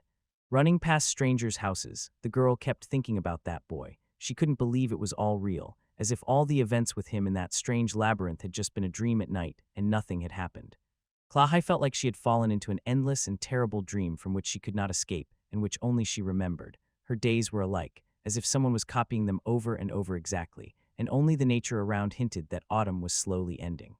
As soon as Kleko paused for a moment, she heard someone call her by name. She immediately stood up to see who it was. Suddenly Hamblin found himself right next to Klaka. She waved to him, greeting him. The girl asked why he was here, and the man replied that he was just walking with the children. The children asked their father to take a walk together, so he set off with them onto the street. However, they got a bit separated along the way. After walking about halfway, the children pulled away from their dad, and he decided to just wait for them in a convenient spot. She took the pillow, placed it on the bench, and sat down comfortably to rest. At that time, the girl began a light warm-up to prepare her muscles for work. When she finished, Claw did not look tired at all. It seemed like it was a usual thing for her. But the man, who couldn't get enough sleep, kept yawning. The man praised the girl for her excellent physical fitness and asked how she was doing. Kleko replied that she usually runs for about an hour every day. The girl shared that she always did 5 sets of 10 repetitions, each time changing the distance and not looking for easy ways. Every day she slightly changed her training program. For example, instead of strength exercises, she could choose endurance activities and climb a mountain. Hallaton smiled and assured that the girl would definitely become a wonderful adventurer. However, perhaps his opinion was not the most important to her. Klaha objected a little confusedly that this was not the case at all. The man also said that one should not exhaust oneself with work. If you suddenly get sick, you can turn to the church for healing, but this should not be used too often. As soon as Hulid mentioned the priests, a carriage passed by the people, probably a church wagon. The man said that the members of the church always wake up at dawn. From early morning they are busy caring for ordinary people. Klaha understood this immediately. It seemed that Holland wanted to say something else, but fell silent, lit a cigarette, and thoughtfully chose his words. Sighing, the man shared the news. Everyone already knows that the people of the church are interested in that dungeon where the feeling of guilt disappears. Luxurious carriages were practically never seen near the dungeon before, but about a month ago they started appearing here more and more often. Klaho explained that when she met the men in armor, they said nothing about serving the church, so she thought they were ordinary knights. In response, the man remarked with surprise that he had not even suspected the existence of such servants in the church. The Holy Knights did not at all resemble people seeking adventure or danger, so everyone wondered why they had appeared here. Holland expressed hope that the church's problems would not affect ordinary people because it could threaten their safety. Klasha had just dared to confess her deed to Holland, but before she could say a word, his children suddenly ran up to them. The boy and the girl were completely exhausted, barely able to walk further, so they began to grumble that their father was walking too fast. The man laughed warmly and encouraged his children, happy that they had managed to complete the task. Hyland confessed to Klaha that lately he has been afraid of everything bright and right. Hugging his daughter and gently stroking her head, the man sincerely admitted, it has long seemed to him that everything around has lost its meaning for him. However, after saying that, the man noted that the girl should not take his words too seriously. He wished her not to give up and to train diligently, as he sincerely believed that she would definitely succeed. Klaha crossed her arms behind her back, thanked Holland for his sincere words, and promised that she would definitely try. One night, a cat visited the girl. Klabaha was a little surprised, but still opened the door to find out who had come to her. Before her appeared Arlen, the holy knight of the church. She politely apologized for coming so late and entered the house. The knight thanked Klafas for the warm welcome and fragrant tea. The blonde sat beside him and smiled gently. The girls fell silent for a moment, and silence reigned in the house. It seemed even the night held its breath, preparing to tell something mysterious. Clevel recalled that she had met Arlenate before. Then she saw her next to Lilia. The girl was clearly very worried about her friend, but Clevel never figured out why Arlenate appeared there. Finally, that night, she confessed that she had long wanted to find out what had happened to that plan in the dungeon that was talked about 4 months ago. Arlen said that their group refused to go through the complex labyrinth because they believed that no one had ever managed to get out of it. In fact, this was not true. The bug Haleho had already heard something about it, but could not believe what she heard. That night she decided to turn to Gadaka and ask him about what happened that day. But the man did not say anything. He simply said briefly that his squad would not explore the dungeon. After that, Arlen decided to turn to Clack. The knight wondered why the leader of the strongest group so easily agreed not to take risks and immediately refused to descend into the dungeon. The girl with dark hair also said that Gudaha assured her everything was calm in the dungeon, nothing happened, and no one was hurt. When Klaha heard these words, he froze in place. The man explained that due to errors in the registration lists, no one ever found out what happened to Gil, since his name was not entered in any group. Arlen also admitted that she could not understand why Gadaki did not want to participate in the research. Kla realized that Goda had already gotten what he wanted. He removed Gil from the way. Therefore, Kla decided that he should no longer engage in this research. It turned out that the man wanted to kill the boy from the very beginning, but the girl could not understand the main reason. Why did it all turn out this way? Klinghaz recalled what Go-To-Haz's face looked like, and she was gripped by true horror at that treachery. Arlen immediately noticed how tense she became and immediately addressed her. Klaja wondered whether it was worth revealing the whole truth, so she cautiously asked Arlenadu if she herself had ever encountered anything unusual in the dungeons. Knight said that one of the 4 holy girls, Lilia, disappeared in the labyrinth. She fell into a trap that transported her to another place. Klekalaha immediately recognized her, since they had already met and talked before entering the prison. Arlenade felt that something strange was happening with the labyrinth. In the dungeon, the Holy Maiden tried to find out who the Brachiki were and where they came from. The Holy Knights remained on alert because of this. However, despite their caution, Lilia suddenly disappeared, and no one noticed how it happened. It is strange that the trap was activated at the very moment the Holy Maiden stepped on it. The trap only worked when the required object appeared. Klaga had never heard of anything like this before, as she could not even imagine that such cunning mechanisms could exist. It was hard to imagine that this trap affected only certain people, but Arlen understood that everything looked exactly like that. The knight said that mistakes, for which it is difficult to find a reason, are almost impossible to avoid. Because of this, suspicion arose. This labyrinth is not as simple as it seemed at first. Arlen once again asked Flack how to describe in detail what exactly seemed strange or suspicious to her on the day they were in the dungeon. Everyone in the group was silent, and only Klaha could tell what happened that day. Because of this, she was haunted by anxious thoughts. Arlen remembered how that girl begged her to help, asked to save someone, or at least find the body when they were talking together with Lilia. The knight did not retreat, persistently seeking the truth, so Klebe slowly recalled everything that had happened to him. Chloe Haas looked carefully at her interlocutor, as if trying to concentrate and think everything over once again. She realized that fate was giving her the chance to change everything again. After some time, the girl decided to have a little snack and went into a coffee shop that stood near her house. That day she saw a man who impressed her with his appearance, although she still did not know who he was. The young man had thick dark hair and long beautiful eyelashes, but at first glance it was hard to tell whether he was a boy or a girl. The man approached the table where Klaha was sitting and paused for a moment. At first he was silent, then he spoke a little louder. The girl was confused and did not know how to behave, but when the boy suggested she sit next to him, she silently moved over and quietly agreed. The man apologized for the inconvenience and began to look through the menu. Klaja meanwhile silently ate her dish, immersed in her own thoughts and assumptions. Looking at the unfamiliar girl, Klavka involuntarily remembered Arlenate, the very one who had once approached her first. She mentally noted that this stranger was also extraordinarily beautiful. A few minutes passed, and the boy sitting next to the girl finally dared to speak to her, distracting her thoughts for just a moment. When the stranger approached, he paused for a moment and wondered which dish was considered the tastiest here.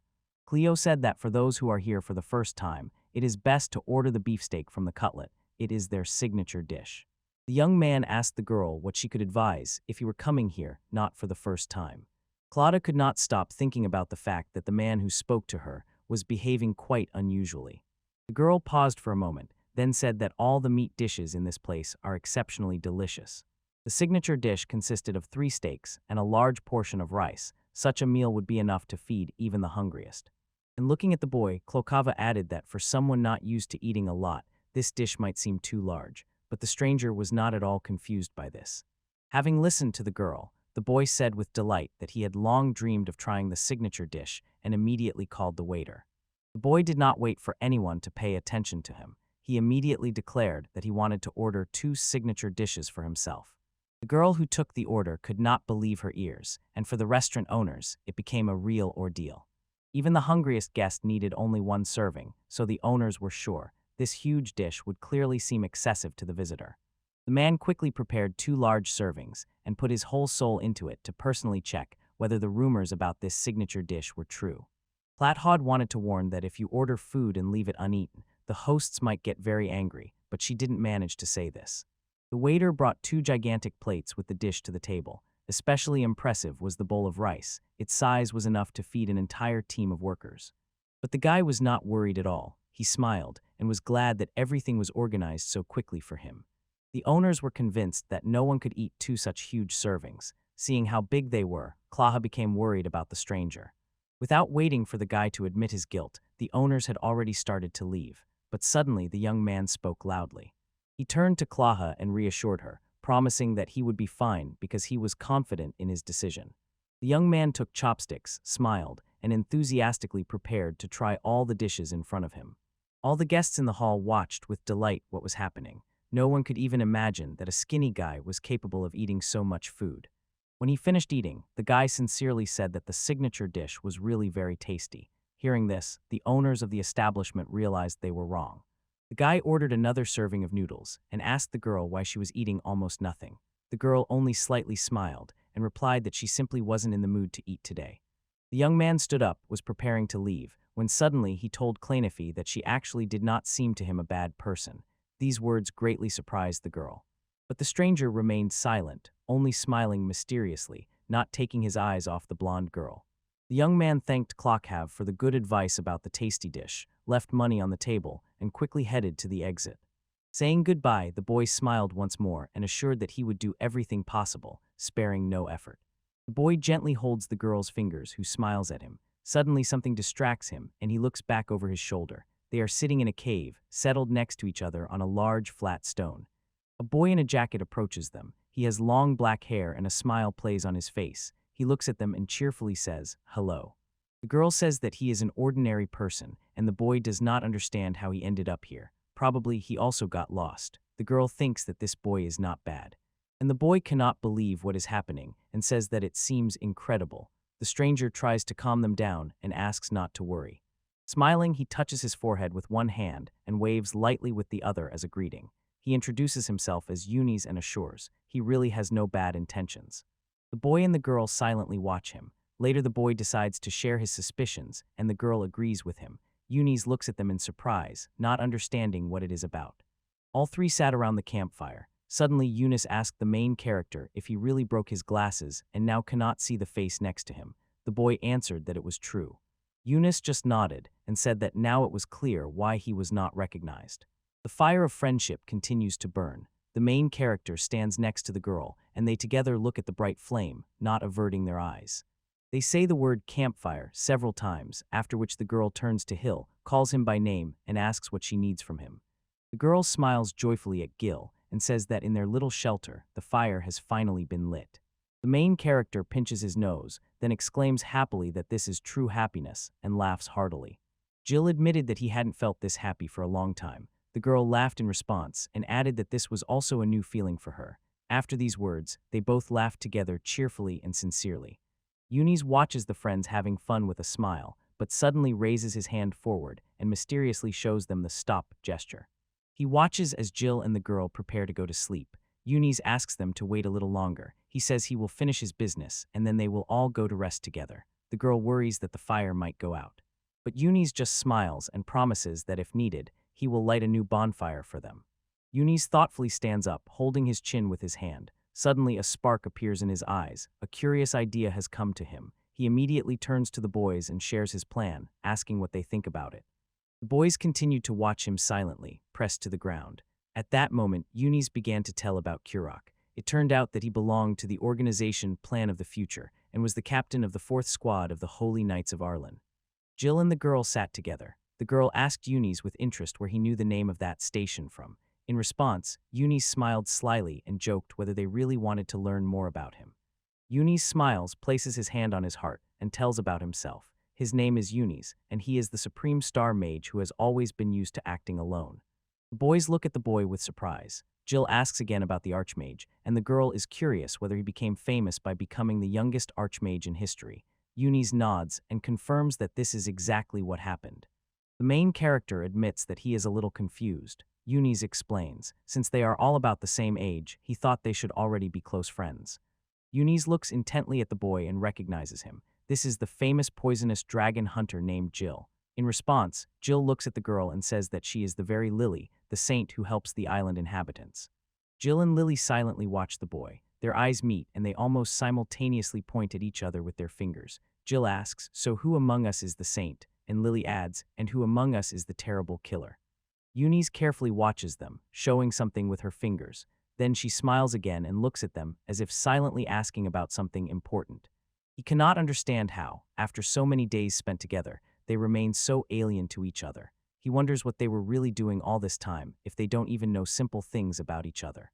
Jill was silent for a moment, then explained that they were just going fishing. She recalled how they enjoyed tasty water together and played finger wrestling. Eunice looked carefully at Jill and Lily, this time seriously, without a smile. Suddenly a wide smile appeared on his face, and he enthusiastically said that it was really interesting. At the same time, the main character thought to himself that he was a bit of a weirdo. Jill asked Eunice how he managed to get here. Eunice replied that it was much easier for him than for others.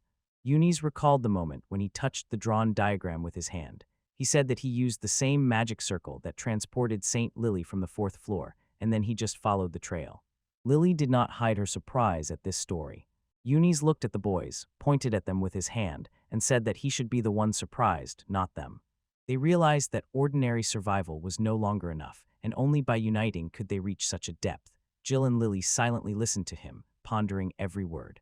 Eunice notices that all the talks about their incredible power seem to have been not in vain and really turned out to be true. Lily just holds her head and laughs cheerfully in response. The main character looked carefully at the girl, then raised his head to the sky and simply uttered a single letter. B. The girl was surprised, stopping her gaze on him as if trying to understand what that was supposed to mean. Jill exclaims to the girl in despair, asking if she realizes what is happening now. He adds that he always suspected they were in real trouble. Lilia silently looks at the boy, full of doubts. She quietly tells him that this case should be taken as an important lesson. Jill asks with interest if she wants to use this situation against him. Lily freezes in place, looks at the boy in surprise, and cannot find the words. However, later she finds the courage and still begins to talk to him. She reminds him that everything happened with his consent, so both bear responsibility. Her words painfully strike his soul. Lilia says that every person must take responsibility for their own actions. Yet despite this, her words cause pain to God. The main character lies on the ground, and Lilia silently looks at him. Then the boy asks her for forgiveness and admits that she was right. Lilia calmly replies that indeed it is better that way. Lying on the ground, the main character thinks that he himself chose the wrong path from the very beginning. He remembered how together with Lily they held a round stone in their hands, on which there was an inscription. Both were equally responsible for now being in this place. However, everything that happened earlier happened because of him. Now he only thinks about what will happen if Lilia remembers this. If Lilia remembers this, the main character will probably have to kneel and beg. Now the girl is thinking about something. Lilia recalls all the events and looks carefully at Gil, reproaching him that he was the first to make the wrong choice. But Gil does not let her finish, sharply calls out Eunice's name and asks if he came to help them. Eunice confidently confirms, but immediately begins to object to something. Eunice shared his thoughts. At first he thought their team had simply accidentally encountered the boss they were supposed to meet much later. That is why it was impossible to defeat him, and the whole group found themselves in a very difficult situation. Eunice did not even suspect that such a powerful opponent would appear so deep in the dungeon.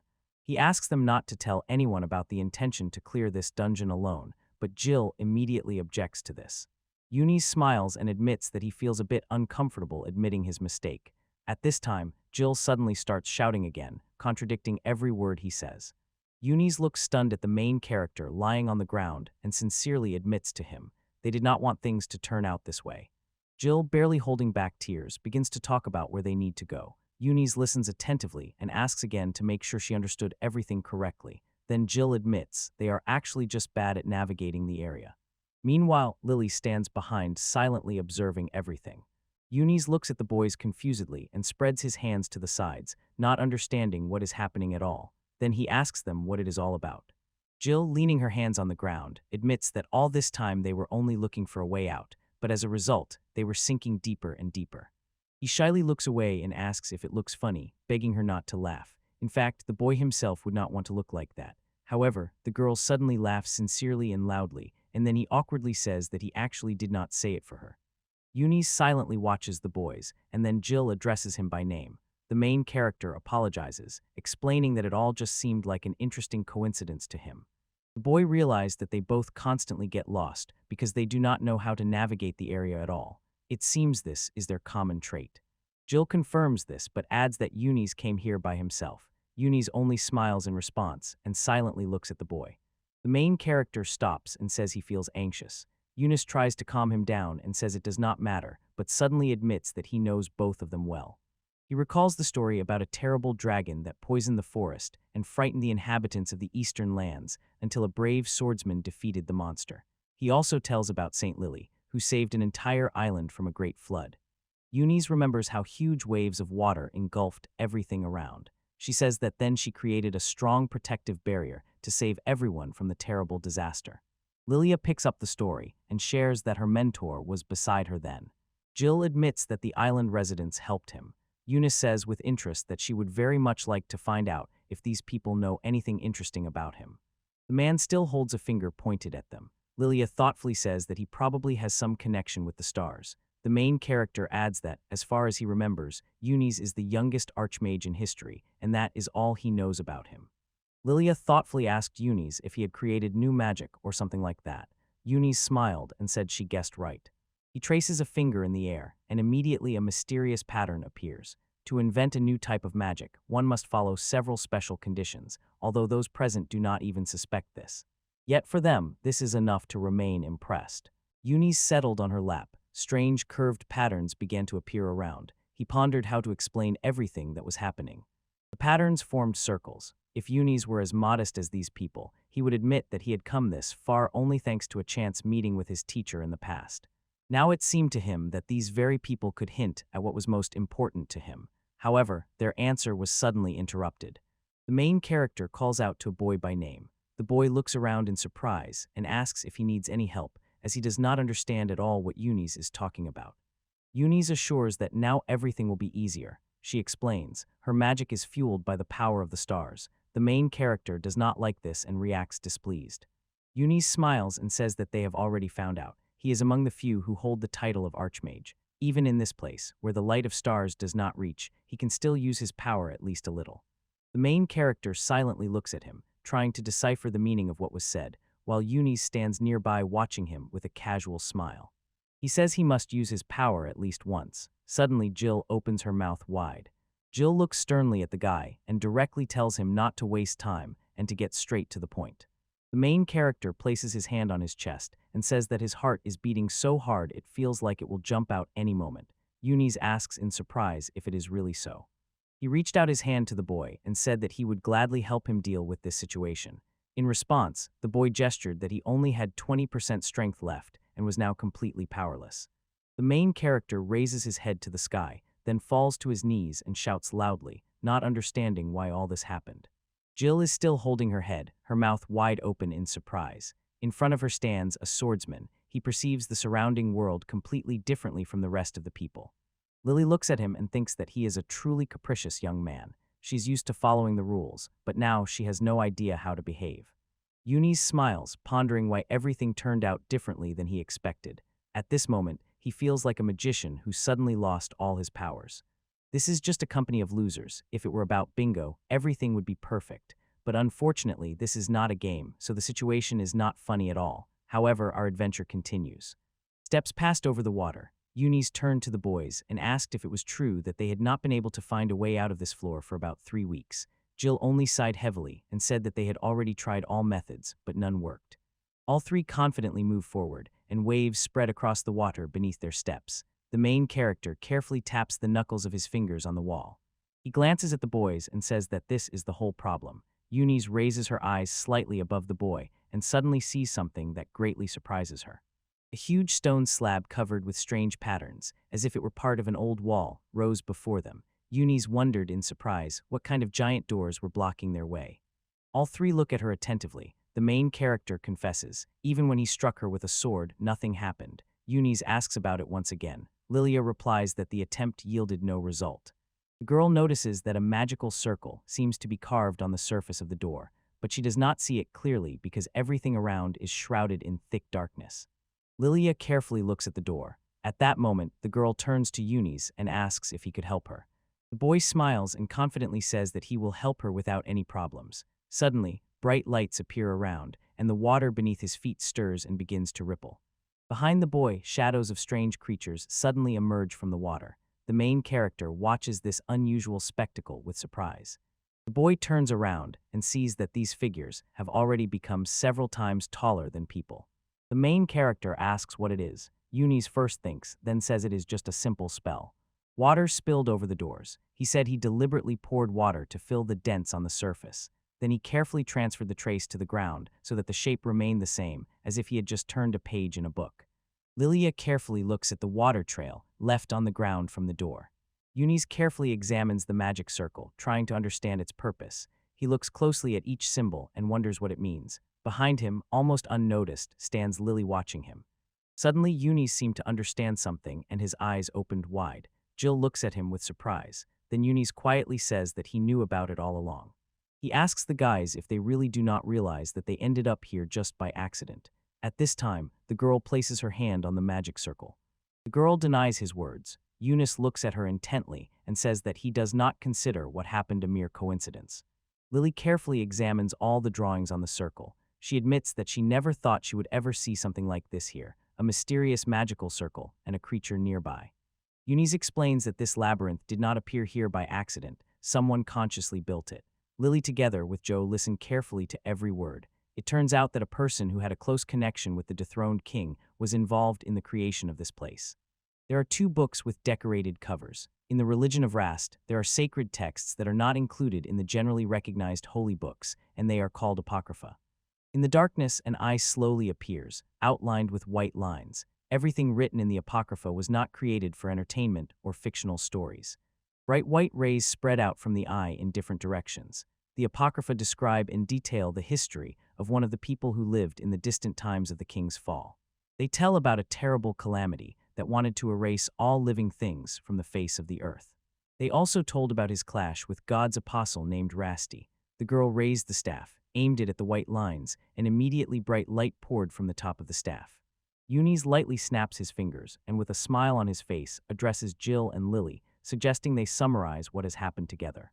The boy, pointing to those sitting in front of the magical circle, honestly admits both of them are completely unable to orient themselves in space. The main character turns to the boy and notices that he does not even dare to run away on his own. Eunice smiles and assures the boys that there is no reason to worry, because from now on he is with them in this friendly and cheerful company. He said that they have been traveling the labyrinth for 4 months, all this time either moving in the wrong direction or completely the opposite. It seems that from the very beginning they were turning back. During these months, they even managed to defeat several bosses on different floors. Lily notes with relief that she finally understood everything. Jill looks at the boy, but he only blinks confusedly and does not understand what is happening at all. Then Eunice decides to dot all the I's. She explains that they are apocryphal beasts. Figures appear on the circle, confidently approaching the man. These are the same beasts once summoned by the fallen king in the battle against Rusty. Some believe these creatures are part of the fallen himself, but this can be disregarded. Eunice stands by the door and tells that once there was a person of such power that a whole army was needed against them. With their might, this person could compete with an entire country. Jill listens carefully to every word he says. The main character, with a dissatisfied look, addresses the boy and asks about the whole country, asserting that such a thing can really happen. Meanwhile, Lily silently sits behind, observing the conversation. The girl pointed at Jill with her finger and directly asked if he thought she was exaggerating. The boy was confused and said he didn't mean that it was untrue or anything like that. In response, she gently touched his cheek with her finger. The girl remembered the monster that Guild defeated and said that the horse he cut in half was named Nightmare. Lilia asked the boy what he would do if he found out that it was just a little animal. The boy looked at her in surprise. He cannot believe that an ordinary child is still standing before him. Meanwhile, the girl asks if he has finally understood it. The main character gently removes Lily's hand from his shoulder and carefully asks if these animals really came here. Eunice watches their conversation with interest. The young man shares his surprise. He thought these creatures disappeared many years ago when the apostle destroyed them all. Jill thought there's always some truth in every rumor. Here too, they say that unknown animals still live in these places, and the labyrinth itself was possibly created by a former king who was long ago deprived of power. Eunice nodded in agreement. All this really sounds very plausible. He carefully looks at the image of the monster and tells the main character that it's good that at least some evidence remains here. Eunice carefully examines the round drawing and says that this magical sign carved on the door has already appeared to her in ancient apocryphal books. Lilia gently takes Jill by the hands and looks intently at Eunice. She asks him if he understands that this is real magic. For Lilia, such things are no longer new. He says he suspects Rusty used the magic circle mentioned only in the original writings and 7 copies of the Apocrypha. Then he asks Lily if she wants to become his apostle to grow up faster, but the girl refuses and honestly admits that such an offer is not to her liking at all. Lilia raises her eyes to the door and notices that this magic circle looks a little different from the one she saw before. This is not just an ordinary protective spell. It prevents outsiders from getting inside. But the most important thing is not even that. It is this very spell that restrains what is hidden behind the gates, not allowing it to escape outside. The main character slowly waves the magic wand through the air and thinks aloud. If this is really a spell invented by Rusty, it might be wiser not to touch it. Yuma denies and says that everything is not quite as it seems. Jill looks at him with interest, as she does not understand what is being talked about. Then Yuma explains, there must be a key somewhere that will help break this spell. Lilia nods, agreeing with this. At that moment, the main character imagines in his thoughts what the key looks like. Eunice pondered and noted, even if it is hard to say whether this creature resembled a human, it still reached Rusty's level and was able to create a perfect magic circle. Despite the fact that this spell is very complex, if someone is proficient in holy magic, they can still break it. Therefore, this spell must be destroyed. Jill looks at Eunice, who is thoughtfully pondering everything that has happened, and finally says, this labyrinth is somehow connected to the fallen king. He stops in front of the circle and announces that it has now become a kind of checkpoint. Now Rusty can pass through it, as well as anyone who possesses magic. However, the mandatory condition is that this person must not serve the fallen king. Eunice is already about to explain the meaning of these words. Lillian and Jill watch the boy closely, waiting for him to finally say something, but he just stands in front of them, silent and not in a hurry to start the conversation. He spreads his arms to the sides and admits that he has no idea what it is about. Jill hears these words and is so confused that she simply falls face first into the water. Jill, all wet, steps aside and notices that he is already asleep. Eunice gently hugs him and quietly says that it was just an innocent prank. Lily also laughs along with them. Eunice firmly holds the main character with both hands, not letting go and leading him along. Lilia agrees that Eunice is right about at least one thing: they really do not know many things. Eunice turns around and adds that they have absolutely no clues. The man turns to the main character and asks if he is an adventurer and also what he knows. The main character turns and responds to his question. Eunice is still hugging him and asks if he learned anything about the labyrinth before going down there. The main character replied that he knows nothing, but Eunice does not stop and continues to insist, asking if he at least looked at a map of the area or something similar. Jill addresses Eunice and asks him to stop, explaining that he is not an adventurer at all. He was only hired to help. Jill says that he heard about extremely strong monsters living in this labyrinth. At this time, Lily carefully watches their conversation. Stone columns towered. Against their background appears the main character. At first glance, you would not trust him or his adventurer's ID. The main character suddenly shouts, calls Yamini by name, and then, angry, simply drops to the ground and sits down. Jill, with an angry look, says that Eunice is a real scoundrel. Eunice just laughs cheerfully in response and says that as soon as he enters the forbidden zone, he will be immediately fined upon exit. Lilia sighs heavily and adds that she feels even more sorry for him now. The boy cannot stand it and begins to cry. Eunice thinks and says that actually this is really strange. Lilia agrees with her. Jill wearily asks them to be quiet because they have been discussing this for too long. The girl suggested that he knew everything too well, as if he had a plan regarding Hill from the very beginning. Eunice pondered her words. The girl closely watches the main character and wonders if he guesses why everything happened this way, but the boy is already nervous and sharply asks where she knows these things from.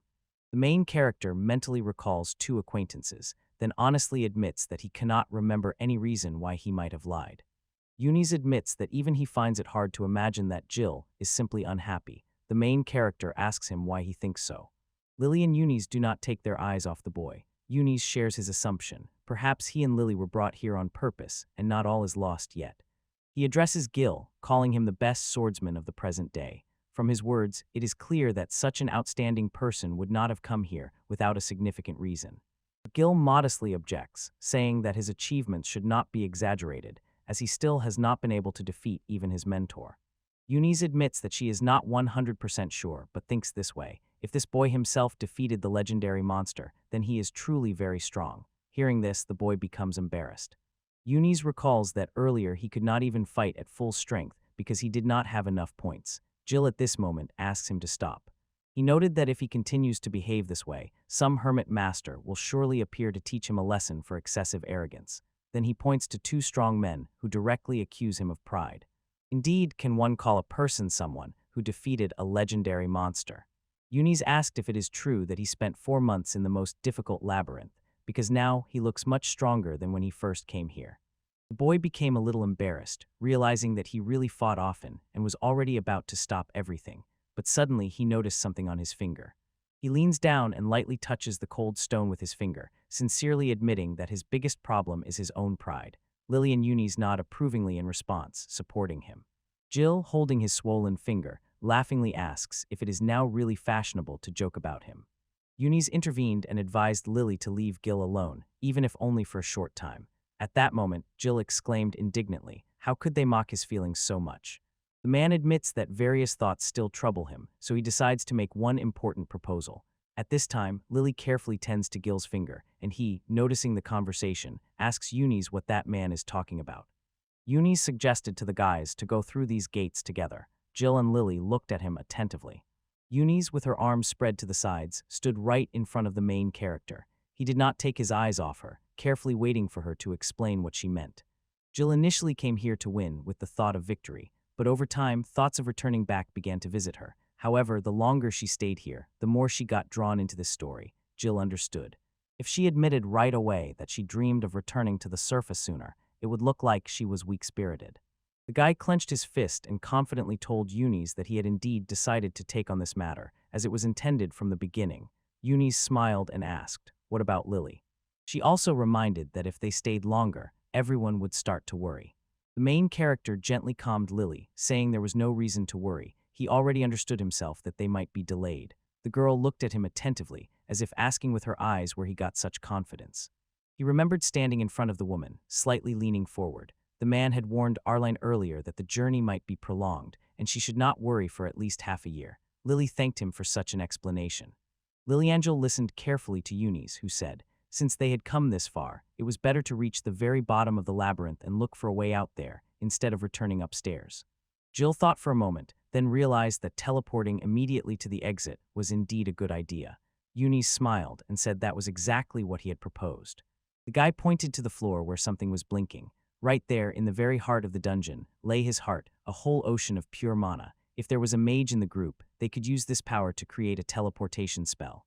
Yunis placed her hand on her chest and said that they had exactly the right mage. Lily raised her hand and confidently said that then she would join as well. He looked aside and thought that the labyrinth seemed very strange to him. 3 saints had asked him to examine it from the inside, but that was impossible for him now. The guy sighed heavily and mentally noted that he would probably have to spend a lot of time and effort again to reach such a depth. He said that most likely they would not be able to gather such a strong team again. Jill asked for clarification on what he meant. The main character smiles and asks Yunis if she really wants them to figure everything out on their own. Lilia smiles and says that together with Gil, they managed to go down so deep without any problems. Yunis placed his hand on his heart and solemnly declared that now he is with them. So from now on they are together and will become an invincible team. He raised his eyes and said that not only the saints noticed the dark energy of this place, even the magical federation predicted disaster. When he went down, he encountered heretical beasts and found a magic circle. Yunis admits that he has a strange feeling, as if something terrible is about to happen soon. The young man bows his head and politely asks the boys for help. Lilia calmly looks at him, giving a kind smile. The girl takes the boy by the hands and sincerely thanks him for helping her. She eagerly awaits the moment when they can work together. The main character admits that he is also sincerely grateful to him. If he had not come at that moment, they would still be wandering in the labyrinth, not knowing where to go. Jill looked around, thinking about who will now lead them with the help of their intuition. Eunice and Lily were already preparing to play rock, scissors, paper, but suddenly the main character quickly intervenes and asks them to stop. Jill waved his hand and said that he would not be able to join the game with them. The girl asked why. The boy explained that he still would not be able to see anything they want to show. Eunice explains to the boy that then he can just touch their hands. The main character replies that then the girls can quickly change their minds right before he touches them. Lilia and Eunice exchange glances, and Jill says that he suspected them of some scheme from the very beginning. The boys start arguing, and one of them shouts that it is unfair to do so. They ask if he does not trust his comrades at all. At that moment, Jill realizes that she does not want to take on such responsibility at all. The main character understands. If after such an inspired speech he leads everyone in the wrong direction, he will be blamed in case of defeat. The boy loudly asks everyone to stop and suggests deciding together where to go next. He clearly does not want to take all the responsibility on himself. The girl disagrees and reminds Gila how he himself recently admitted that it was because of him they got lost. Her words painfully hurt the boy, and he feels guilty. The main character throws his head back, and Eunice looks at him attentively and asks for permission to speak honestly. Eunice loudly says that he is sure, in this matter, he has no chance. The main character quietly agrees. He is also incapable of more. The main character asks why he is being blamed. The girl explains that the whole point is that he led everyone. The boy stretches out his hand and says he has already found a way out of the situation. He suggests that everyone go their own way and then later return to the same place. The boys just look at him silently, saying nothing. The main character, with a serious look, said, "Whoever returns here first will become our leader." Eunice and Lilia silently looked at him, each lost in her own thoughts. Later, Eunice decided to share the thoughts swirling in her head about everything that had happened. Stone turrets hang down from the ceiling, looking very unusual. Eunice enthusiastically notes that it's really cool. Jill loudly counts to 3 and runs forward with all her might. Eunice and Jill are already nearby. Eunice sincerely rejoices when he sees Lily, and Jill admits that he did not expect to meet her again. The tired girl raised her eyes upward, tightly gripping her stick. Eunice was the fastest. She arrived first, spending only 4 hours. Jill came after her, covering the distance in 5 hours. And Lilia finished last, taking almost 9 hours. The girl knelt down, tears shining in her eyes. She folded her hands in front of her as if praying. Lilia did not hide her happiness. Sincere emotions sounded in her voice. She joyfully exclaimed words of gratitude for being able to return alive and without a single scratch. A tear rolls down Eunice's cheek. He says enthusiastically that this is truly something incredible, the real pinnacle of everything a person can achieve. Applauding, Eunice wonders, could there really be people in this world even more foolish than himself? Meanwhile, Jill sincerely rejoiced that everyone returned safe and sound, and he himself took second place. Later, other team members began to reproach the main hero, saying that he was too fickle and not interesting at all. In response, the boy loudly denied it, saying that it was all untrue.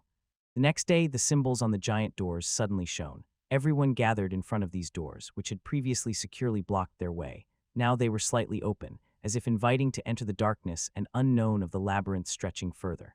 The main hero stands on a stone under raindrops and raises his eyes to the gray sky. With a thoughtful expression, he asks himself if he is really needed here. Lily and Eunice watch him attentively, concerned by his words. Now everyone looks at him carefully, waiting for an answer. They hide together among large stone boulders. Another month has passed, and their adventure continued remarkably successfully. At first, the boys were quite polite. Eunice asks with a smile if he can just follow them at first to figure everything out.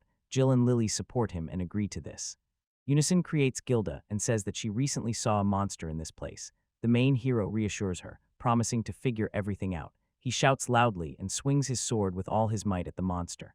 The main hero easily cut the monster into pieces, and Lily, captivated and happy, looked at him with a smile. Eunice quickly got used to everything new around. The main hero was already about to impress the monster with his sword, but suddenly magic beat him to it and dealt with the monster on the spot. Waves of energy sparkle from Eunice's hands. He stands before his comrades, and Jill, holding a sword, smiles at him and notices that Eunice seems to have become stronger. Lilia supports her, praising Eunice for a great job. The boy smiles contentedly upon hearing such kind words. Mysterious patterns of Eunice appear in the air, and the guide orders the rain to stop and give way. The boys look up with interest. Eunice raised her hand and points at something. At that moment, the first drops of rain fall from the sky. Over time, the rain intensified, and the downpours became so strong that mythical creatures began to fear the bad weather and died because of it. Eunice, with a satisfied smile, looks up at the sky, enjoying the rain he himself called forth. Next to him, Lily is also getting wet in the downpour, unable to find shelter in time. Gil lowers his head and says that thanks to Eunice's magic, they have hardly encountered monsters lately. Eunice asks if that's bad, and the boy admits that he hasn't even drawn his sword from its sheath for several days. The main character cannot hold back tears when he realizes he has completely lost strength and is now helpless. Lily stands silently nearby, and Eunice looks at him with interest, trying to understand what happened. The girl notices that her protective barrier is no longer as necessary as before. The terrifying creatures still cannot reach them. Moreover, Eunice is also capable of creating a similar protection, like a soft dome covering them from above. Lilia points out that they use the same spells, so each of them can be a substitute for another. Jill could not hold back and cried. She said that if you think about it, the name of his secret move really evokes thoughts of the moon, and this technique also has a lot in common with the stars. Eunice hugs herself with her arms, tears rolling down her cheeks. She pleadingly asks everyone to stop such sad conversations. Jill and Lily, stunned, cannot take their eyes off the boy. But the boy still does not lose his smile. He points at others with his finger and jokingly apologizes, saying he just felt a little neglected. They respond that he is one of those people who get disappointed quickly. Everyone moved forward. Eunice felt that this moment was inevitable, so he was already looking forward to meeting these two with interest. The boy raises his eyes and admits that he has never spent time with someone almost his own age before. He is so full of joy that he literally glows with happiness and admits that his soul almost jumps with delight. His feelings resemble the emotions during an exciting walk. Lilia jokes, calling him cute, and laughs brightly as well. Eunice clenched her fist and asked the boys with curiosity if they had ever had hiking experience. Lilia sighs heavily and admits that she had to be there, but it took a lot of her strength. The main character asks in surprise if they are perhaps on a picnic. Then he smiles and jokingly confirms that this is exactly so. Lily and Eunice stand side by side and look in different directions. Lily recalls how in childhood she was first taken to a huge library. Eunice only sighs and admits that he has never had similar experiences. The main character looks carefully at the boy and asks if he studied at an institution that accepts very young children. Eunice denies this in response, adding that he does not remember any of his peers who got there. He recalls how small and inconspicuous they seemed against the background of other people. But for him, everything turned out quite differently. He was lucky to enter this institution. Thanks to the connections of his teacher, which was very rare for such a young person, he immediately got into the very center of this establishment. The girl asks happily if this is his first trip. She thinks it is very interesting. Eunice confirms with a smile that this is indeed his first journey. They stood with raised hands, full of emotions. Eunice admitted that he really wanted to shout with happiness, and Jill reminded everyone not to lose vigilance because the hardest labyrinth lies ahead. He raised his eyes upward and recalled saying, now their combat power is 3 times greater than before. But he admits that it is hard to relax here and cheerfully calls the boys to him, saying that he wants to join them. Now all 3 stand together and sincerely enjoy the moment. Eunice says there is nothing to be done. These people are truly the strongest in their field. He sincerely believes that this is the best team that can be assembled.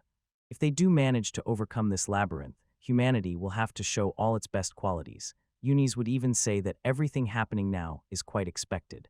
It would actually be strange if no obstacles appeared on their way at all. Lily smiles and tells the boy that he turned out to be unexpectedly talkative. The boy admits that it is because he loves himself a little. Lily just smiles even wider and replies that she has noticed that for a long time. The girl admits that their incredible power has its price. They are completely bad at orienting themselves in space. Eunice smiles and says he has no problem with that. Jill jokingly says that she is the only one who always gets lost. The girl sighs heavily and adds that she wouldn't want to be the only one with such an inconvenience.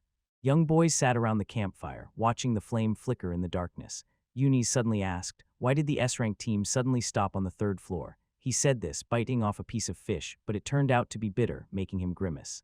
Oh, what a disgusting thing, he couldn't help but comment. Lilia asks him this question again. Eunice explains that they were among the best, so he believes they should have achieved even more, but the main character disagrees with this. Jill enjoys the fish, and after catching her breath a little following the escape, shares with her friends. The boss on the 3rd floor turned out to be very strong. Unison Lilier watches the boy closely. She asks if it was really that difficult. The boy nods and bites off a piece of fish. He is sorting through food and suddenly looks up. At that moment, he remembers how once he truly pondered what death is. The boy recalls his fights with various monsters and realizes that if the creature before him is truly apocryphal, then it is undoubtedly the strongest enemy he has ever seen. Eunice is curious if Jill wants to say that the monster was stronger than the nightmare. Jill confidently confirms exactly so. Eunice asks him not to rush, because now everything is different from what he thought before. The boy looks at him and falls silent, lost in thought. The main character shares that everything started after his transformation. At the very beginning, in the first phase, he was as dangerous as a real nightmare. However, the events that unfolded later turned out to be even more terrifying. The boy stands on the rubble of stones, confidently facing the monster hovering in the air. The creature has many arms and sharp claws with which it desperately tries to reach the boy. Suddenly, the monster loudly snaps its jaws. The man in glasses sees tentacles growing out of his mouth. The monster suddenly changes, and its new form is even more terrifying than before. The main character sees this happening right in front of him and realizes the creature has become completely different. Just in the middle of the monster's body, a huge sphere suddenly appeared, resembling an eye. If Hill had not previously defeated the poisonous dragon and leveled up, he would hardly have managed to get out alive. Lilia looks carefully at the boy and now finally understands what trials he had to go through. Jill adds that she thinks if it weren't for that difficult experience, the boy might not have survived. The bonfire still burns brightly, illuminating the friends' faces with a warm glow. The boy, lost in thought, breaks the silence. He says that everything that happened to them was truly incredible. Then he asks his friends if they have ever experienced something similar. They just smile and nod affirmatively, saying they have already been in similar adventures. The girl says that there are many people who have never experienced this. She recalls how children often asked her if her stories were true. She recalls how she tried to tell everything. She sincerely shared the truth with them, but they decided it was just a fairy tale. It was not easy to explain to her, so they asked her, "And what did you feel then?"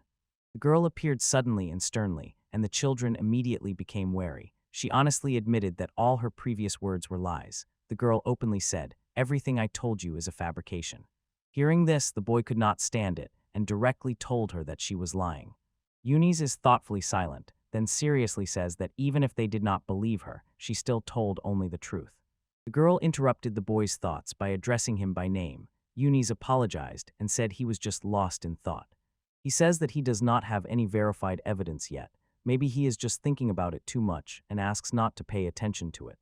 Lily puts on a mustache, smiles cheerfully, and says that this is probably how a detective from a book would talk if he felt his own death.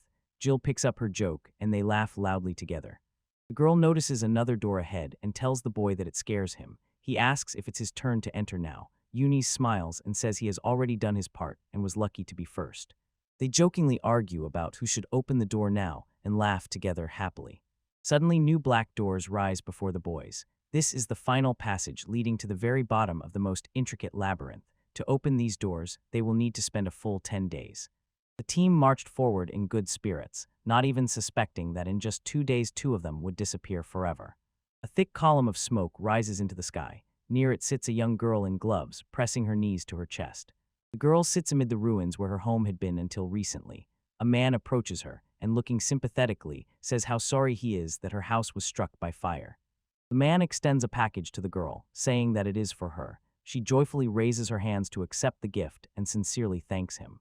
He approached the girl and asked if she had been injured. She assured him that she was fine. Last night she was working with documents at the headquarters. Smoke rises from the man. He turns to the girl and asks if the knights have investigated anything. She shakes her head in denial and says that the Holy Knight only promised to watch over her. The man with a scar on his arm takes a drag from his cigarette and asks if this is somehow connected. The girl responds with surprise, asking what exactly he means. The man tells her that he disappeared yesterday. The girl looks at him in surprise, not believing her ears, and asks him to repeat what happened once more. He shakes the ash off the cigarette and tells them that everyone has long been trying to find him, but they have not been able to do so. The man addresses Kura Ha and advises her to leave this city. The girl looks at him in surprise, not understanding why he says that. Then the man explains, news has appeared that an extraordinarily powerful mage has entered the labyrinth, the Archmage of the Stars himself. At first, there was only one participant of rank A in their team, but due to Gagadach's persistence, he had to raise his level. although he himself did not believe that they could handle such dangerous raids. The situation becomes even more complicated, and the man gradually realizes everything is much more difficult than he thought at the beginning. The girl looks with surprise and asks again if this story is really that complicated. The man nods and says yes, it is true. Smoke rises above all the buildings. The girl anxiously asks what happened to the others from their group because they will not be able to get out on their own. The man continues smoking, thoughtfully watching the smoke. He raises his hand to his face, as if searching for answers to all his questions somewhere deep inside himself. He says that only by taking this magic sword in his hands did everyone around immediately switch to his side and now obey him. The man bows his head and quietly says that everyone has a reason for which they are ready to fight. Then he looks at the girl and asks, "Please, do not become like them." It is still too early for Hersey to allow herself to immerse in her own passionate dreams. At that moment, a stranger approaches them and addresses the man named Holan. The girl in glasses says that if he really thinks so, then he must tell her everything as it is. Holland did not expect this and was noticeably surprised by her words. A girl in a raincoat appears before them. Kuraha looks at her calmly, and Holland smiles, not letting go of the cigarette. Two boys are rushing somewhere, and if you look back into the past, you can notice that their company has changed a lot over the years. Those who were once nearby are no longer with them. The boys are fleeing in haste because a giant monster is chasing them. The dark-haired boy looks back over his shoulder to see the danger pursuing them. Suddenly, the two boys and the monster itself fall off a cliff. One of the boys loudly shouts to the other, begging him to do something. The mage begins casting a spell, waving his hands in the air and drawing circles, while his companion immediately activates his staff. Bright bands of magic appear around the monster, suddenly binding it. It hangs motionless, unable to move even a bit. Although these mages were not the strongest, thanks to a well-thought-out plan and joint efforts, they managed to defeat the enemy. The young man with the bow, flipping in the air, draws the bowstring. When he releases it, the arrow shoots forward and flies straight into the monster. The winged lord continues to fall rapidly downward, shouting loudly and not taking his eyes off the frightening monster. Suddenly, someone's hand firmly grips the sword hilt.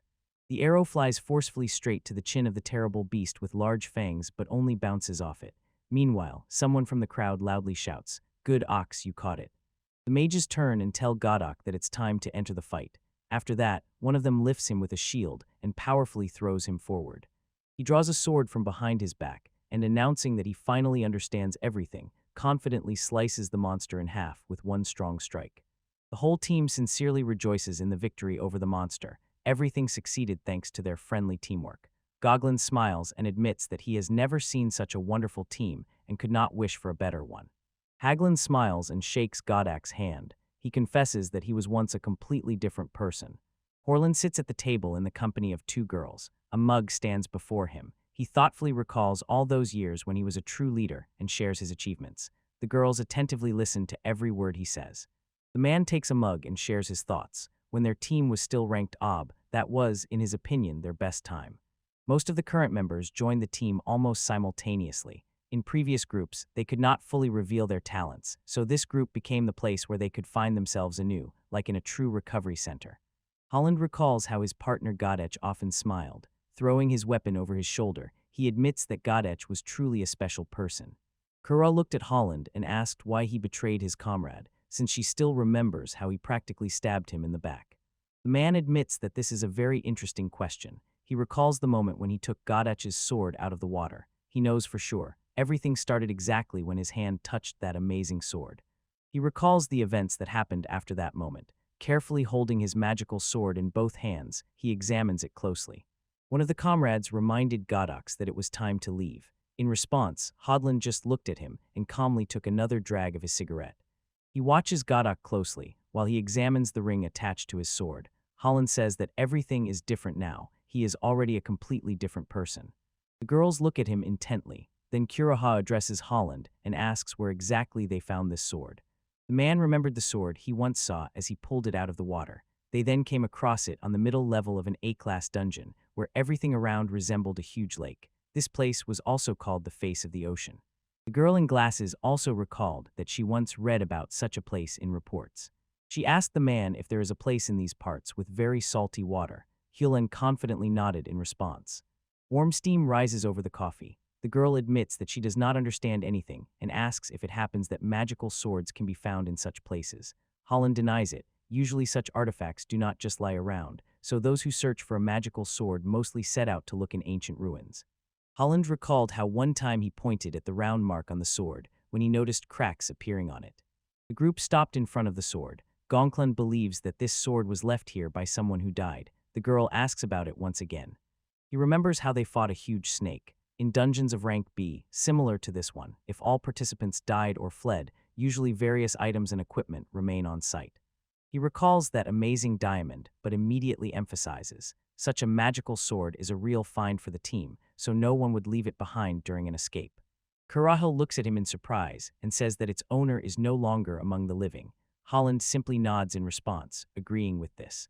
He took the sword in his hands, and at that moment, the feeling of weakness that had oppressed them earlier disappeared as if it never existed. All troubles vanished, and achieving rank S became surprisingly easy for them. He stands before the fallen monsters he defeated with his own hands. His comrades stopped behind and watched this spectacle with admiration. The man stands with his back to Godech. Hanlon says that since then something strange began to happen with Godech. The man slowly takes a drag from his cigarette, never taking his eyes off Godech. Unhurriedly, he continues forward, not even looking back, and Holland stands, stunned, watching him, not believing what he just saw. Holland recalls how in childhood they often imitated each other, standing next to a woman. Although many years have passed since their meeting, he still had those he needed to protect. One man in his thoughts saw himself next to himself, but as a child, and also very small, in the first year of life. He decided to leave the group before something happened that could no longer be fixed. He again mentally returns to the circle on the sword and recalls how he entered the room. The children shout joyfully, happy that their father returned, and sincerely welcome him home. Golan sees how his whole family has gathered at the table with many delicious dishes. Next to them sits a stranger, and behind him stands Golan's sword. She smiled with a cunning sparkle in her eyes and told the man that his family was truly wonderful. Children eagerly taste some dish with chopsticks, and the mother in an apron stands nearby, smiling happily as she watches them. The man, smiling, takes the sword off his shoulder and turns to Highland, saying he is glad to continue working with him. Highland responds that he likes that too. Golden slowly exhales smoke and thoughtfully says, holding a mug in her hand, "Each of us has those we love." The girl mentally returns to the moment when she sat alone in the crowd, feeling completely alone. She asks, "So is that why no one dared to intervene when he attacked Hill?" Holland paused for a moment, then agreed, he thinks so too. The girl in glasses added that it is no wonder no one had talked about it before. Kuraka raises his hand and asks if it is really necessary to reveal the whole truth about his family to them, even if they themselves desired it. The man pushes away the mug, takes a sip, and then looks at the girl. After that, he closes his eyes and contemplates her words. He explained that the Holy Knights have been watching their house for several days. If he comes, they will probably not just stand by. He asks if he understands everything correctly. The girl in glasses smiles and says that he is very observant, since the reinforcement arrived here only a few days ago. Havland quietly whistles to himself, holding a mug in one hand and winking. It is clear he hesitates but finally decides to ask something. Suddenly, he decisively sets the mug on the table, and it thuds against the wood. He looks intently at the girl standing opposite and asks how all this concerns both of them. Their faces are full of seriousness as they meet each other's gaze. Holland asks why the church decided to intervene in these events. The girl pondered and said that the elder knights of the Order of Saints suspect the deposed king might be involved in this whole matter. Kureka stands stunned and does not take his eyes off the girl, who looks completely calm as if nothing happened. Nearby, Holland also watches her behavior fearfully. Something falls on the friend. The man asks in surprise what she means. He stretches out his hand forward and says that it is just a fairy tale invented by someone. He tenses up in surprise and asks how ancient apocryphal writings, which are already 1,000 years old, can be related to what is happening now. Kuraka asks in surprise, could this deposed king still be alive? The girl senses well why everyone seems confused. Hudlin himself admits that he still does not know for sure how the fallen king is connected to all the events that have happened recently. The girl with glasses noticed that exactly this idea was proposed by 3 saints. She pointed with her hand at 3 girls sitting next to her. She symbolizes a certain sign and tells that they also had similar prophecies, just like in the magical empire. Eunice approaches me and tells me that one of the Sir, the famous Archmage Gorland, is now sitting and his hands are completely free. The man raises his head and covers his face with his hand. He asks if they really mean that he also knows something about the king's death. The girl tells him that for now they adhere to this version of events. Kuraka looks at her with surprise. She looked at the cup that was barely trembling. It is only a guess, but if you think about how everything happened step by step. The girl suspects that the magical sword she found once belonged to a long-dead king. Suddenly, Kuraka sharply leans over the table, gripping it with strong hands. She rises from her seat, and this immediately draws the attention of everyone around. People look at her with surprise and caution. Meanwhile, Kurok notices that the mug on the table is trembling lightly again. The girl asks if others also noticed it. Everyone nods and wonders what kind of strange sound it is, and suddenly, a white cloud of smoke appears in the middle of the city. Altogether, they rose from the table and hurried to the yard to find out what had happened. They raised their heads and began to look up carefully. Goritlin suddenly stops in surprise, staring intently at the unfamiliar thing before him, trying to figure out what it is. At first, his eyes notice only a bird's wing, visible from above. In the sky appeared a huge bird with a wide-open mouth in which teeth gleamed. It flew fast, stretching forward its paw with sharp claws. Everyone who saw it immediately realized this was not just a creature, but a true apocryphal beast. The main hero slices the monster in half with a sword and finally finishes it off. However, even after the victory, he cannot help but marvel at how dangerous this opponent was. Eunice looked at Gil, suddenly clapped her hands and said that there was little use from him now. Jill simply smiled in response. The main character puts the sword on his shoulder, smiles, and looks at Yumani. He says that now he understands him. A few more monsters are rapidly approaching Gil, and he grips the hilt of his sword tighter, since the moment they pass the second gate. The feeling of danger did not disappear. Jill quickly deals with one monster, but another appears behind her, watching her closely. Jill with one blow cut off the monster's head, destroying it forever. The main hero realizes that this monster has become too strong. Their level has increased significantly. Eunice's magic, which previously seemed so powerful, no longer gives them a noticeable advantage, although he has not yet drawn final conclusions. Now each of them could even handle the huge horse they encountered before. Compared to the enemies of the past, these opponents seem much stronger. It relentlessly exterminates all the monsters around. If even one of these creatures managed to escape beyond the gravitational core of the labyrinth and got outside, it would effortlessly destroy the entire settlement. Jill carefully examines how big and complex this labyrinth is, then her gaze briefly stops somewhere to the side. Then she looks at the boys and asks if they also think this labyrinth is very confusing. They continue moving forward and notice that they have already reached approximately the 170th floor. Now they are curious about how many floors this building actually has. They stop. The main character thinks there are probably 200 floors here, and Eunice expresses his version. He believes there are 216 floors. Others wonder how he knows such an exact number. Eunice replies, "It's a 6 cubed."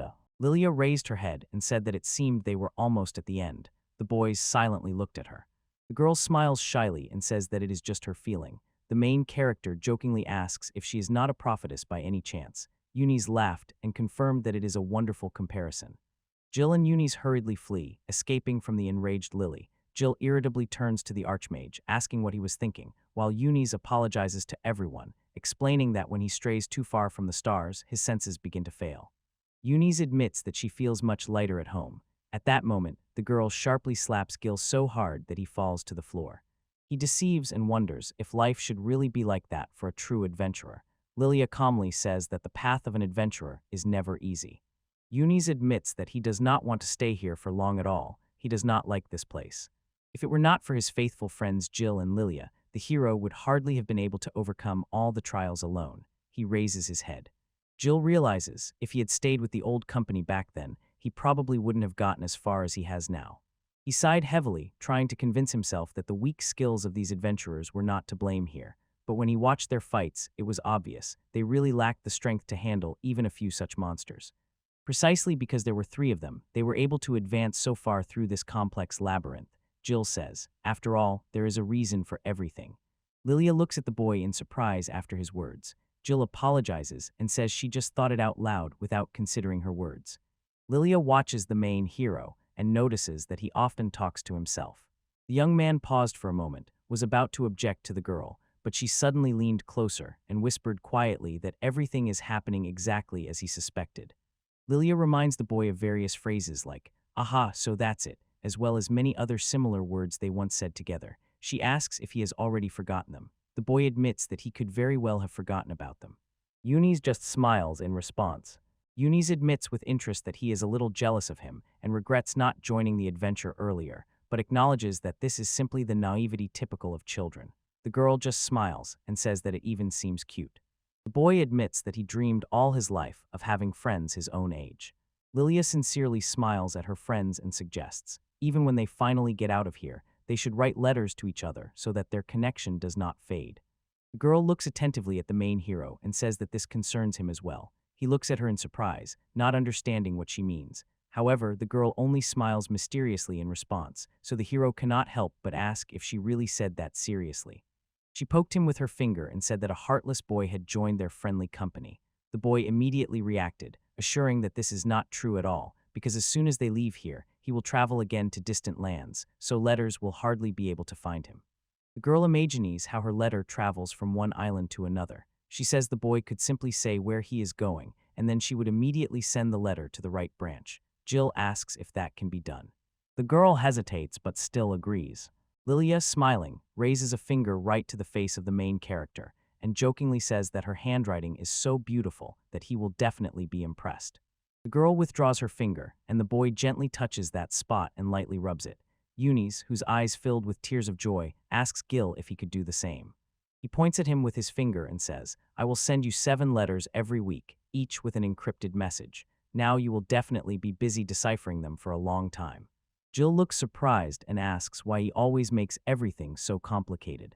Yunis, together with Lilia, stood opposite the main character, watching him and waiting for what he would say. The boy was confused and thought about how to answer them correctly.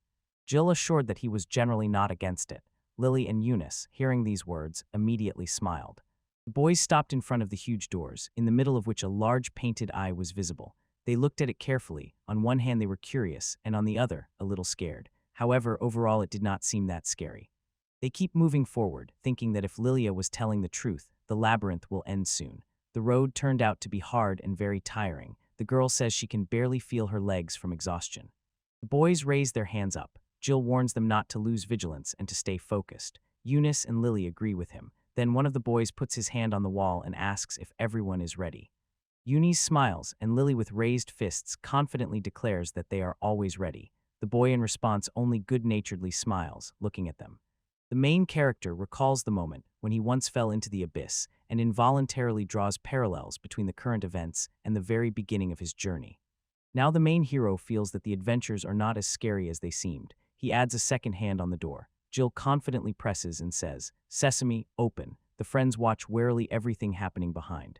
Suddenly a strange click is heard in the door. The main character stares ahead in shock and suddenly notices bright glowing spheres. Suddenly, unbearable pain pierces through his entire body. Something strikes him so hard it feels like he is being cut in half. From this blow, he falls to the ground, left with only half of his body. The main character sees a sudden flash of light breaking through the open door in the midst of darkness. The young man sharply pushes Eunice away with his hand, and she looks into his eyes with surprise. Eunice falls to the ground, and Jill hurries to pick up the sword, but she doesn't make it. The enemy cuts off her arm before Jill can do anything. While Eunice has not yet recovered from the blow and is falling down, the main hero, whose half of the torso has already been torn off, is also rapidly falling down. Eunice notices a dark figure in the darkness that suddenly appears near the main character. Upon closer look, she realizes it is a bird illuminated by a bright glow. The bird opened its beak wide, and suddenly a magical sphere appeared from it. It flew at a crazy speed straight at Eunice, and the boy, bewildered by the unexpected attack, froze in amazement. The monster opens its beak and releases a sharp beam, heading straight towards Yaunina's. Lilia reacts instantly and manages to pull the boy out of the way. Lily, with a serious expression, tightly clenches her hands, trying to stop the bird's attack, while fragments of stone fly all around her in all directions. Suddenly, a bright light blinds her, and she involuntarily throws her head back. Eunice looks at all this in horror. The main character lies on the floor, pierced through the mouth, and looks up at the starry sky. He raises his burned hand to the sky, addresses the stars in the east, and commands them to fall before his power. A beam of light sharply strikes the boy, and he has no strength to stop it. The main character lowers his head, and Eunice relentlessly holds the glow, not allowing it to fade. A small magical sphere clicked, and immediately circles and mysterious symbols appeared on the floor, gradually weaving into a huge clock. Eunice could not withstand the flash of light that burst from the monster. At the same time, the clock hands suddenly trembled. Suddenly, the clock hand begins to move in the opposite direction, turning time back by 1 moment, as if 1 second is simply rewound. The head of the main character lay on the floor. He tried to raise his eyes, but his eyelids grew heavier and slowly stuck together. In his body, as in his dimmed consciousness, only one thought flickered. Slowly, as if not believing himself, the boy opens his eyes. Jill watches a white shadow standing nearby and suddenly realizes it is his own soul. The main character turns to it in surprise. He, together with his soul, raises his gaze upward, noticing a bright flash. Right before them, a dazzling light flares up, about to explode. The main character simply stretched out his hand forward. Jill opened her eyes in surprise, watching enchanted as a bright light suddenly flared around.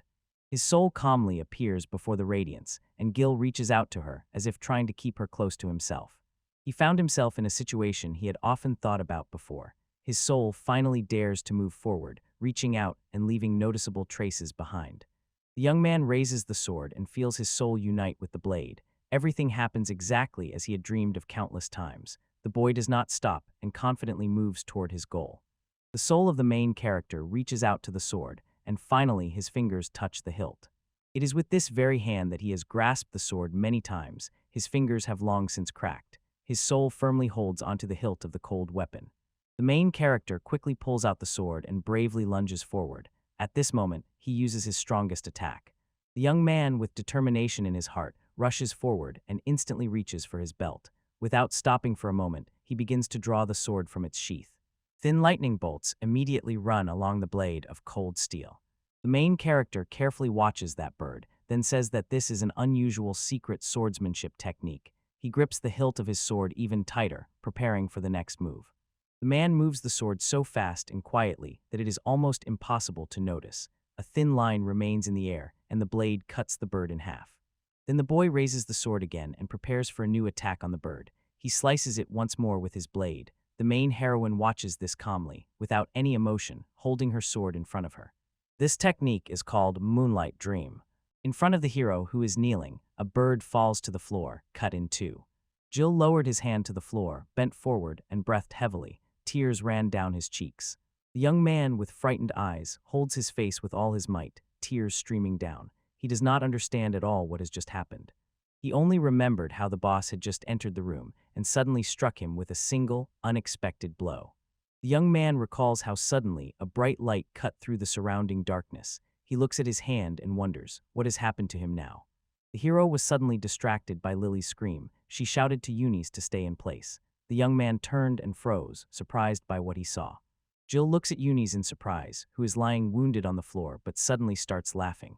He tells her that now everything is under control. Without hesitation, the girl immediately begins to help him and provides first aid. Suddenly, the boy grimaced sharply in pain and groaned again after speaking. The girl seriously reminded him that she had asked him to be quiet. The main character looks at Eunice and Lily in shock, not believing what he sees. Finally, Eunice breathes a sigh of relief. Now he smiles with relief and admits that he already thought he would not survive. All three sat on the floor. Eunice quietly said that then he really died. Everything happened exactly as Jill had told. Pride is your true enemy. The main character sat in despair opposite Eunice, hugging his knees to his chest. Eunice calmly looked at him and said that from now on she would do everything possible to learn humility. Scared, Jill approaches the boys and asks with interest what happened next. Jill looks at the boy in amazement, who just said that he turned back time, even if it was only 1 second. Lily understood what he meant and looked at him with interest, asking if it was about that new magic he had already told her about. Eunice only smiled in response and confirmed that this magic allowed him to become an archmage. Eunice quickly moves her fingers, and multicolored ribbons and balls appear in the air. She tells him that this is a special technique she recently discovered at the edge of the stars. He admits that usually he needs to carefully watch the position of the stars and prepare a lot, spending a lot of energy. In his thoughts, he recalls how this time everything happened differently. Eunice smiles and says that this time he managed to cope on his own, relying only on his own strength.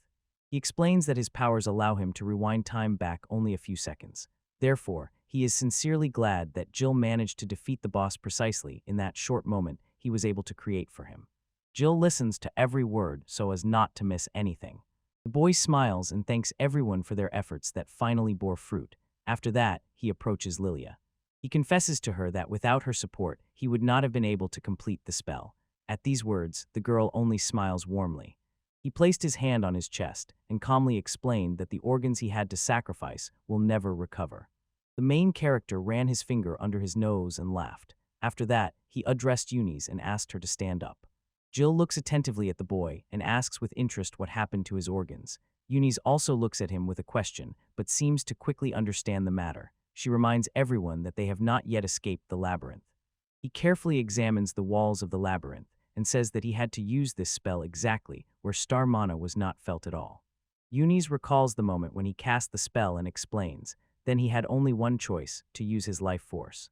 Eunice raises his head and asks the boys if they were surprised by such a result, then laughs loudly. The boy suddenly confesses that his ability to understand others disappeared in an instant, as if a balloon had burst. The main character, hearing these words, feels genuine horror. He said that thanks to Lilia he feels great and is convinced that people should consider her a great saint. The girl only smiled in response and agreed with a smile that it is indeed a good idea. After all, they already have a great hero, an archmage, and she still has no special nickname, although she will still think about which nickname to choose. Lily raised her gaze and quietly said that it was still too early to call her that, especially after everything that had happened. Jill was so frightened by how big she had become that she nearly fainted from fear. She is sure, if it weren't for Eunice's support, who arrived at the right moment, she wouldn't have managed on her own. Lily admitted that she was terribly tired. Her face was full of pain, and she didn't have the strength to even move. Eunice smiles, lifts his head up, and honestly admits that everything is becoming increasingly difficult. He silently stares at the ceiling, and silence reigns in the room. The main character sincerely thanks his friends. All three remain sitting right on the floor, sharing a peaceful moment and the warmth of mutual support. Jill and Eunice look attentively at the boy. He shyly looks away and quietly says, "You're welcome." Gil caught Eunice's gaze. At that moment, Eunice wondered if the boy would still be able to defeat bosses on every floor as he had done before. Gil could not hide his amazement after hearing from Eunice. In his soul, he silently shook his head, disagreeing. Upset, Gil lowered his head down. The boy honestly admitted that he really did not understand how to behave in such a situation. Jill frowned and said that he had just dealt with one of the bosses who could awaken. Eunice replied with a smile that he perfectly understood what was being talked about. After that, Gil asked if they had ever encountered anything like that before. Lilia smiled and happily said that she had never felt so strong before. She shared that her abilities had significantly improved. Gil caught himself thinking that right now, he really lacked the ability to turn back time. All this happened because of a strange feeling that overwhelmed him immediately after he came back to life. The boy opened his eyes wide in surprise. Only now did he realize that he was repeating this for the third time. Such awareness is called knowledge.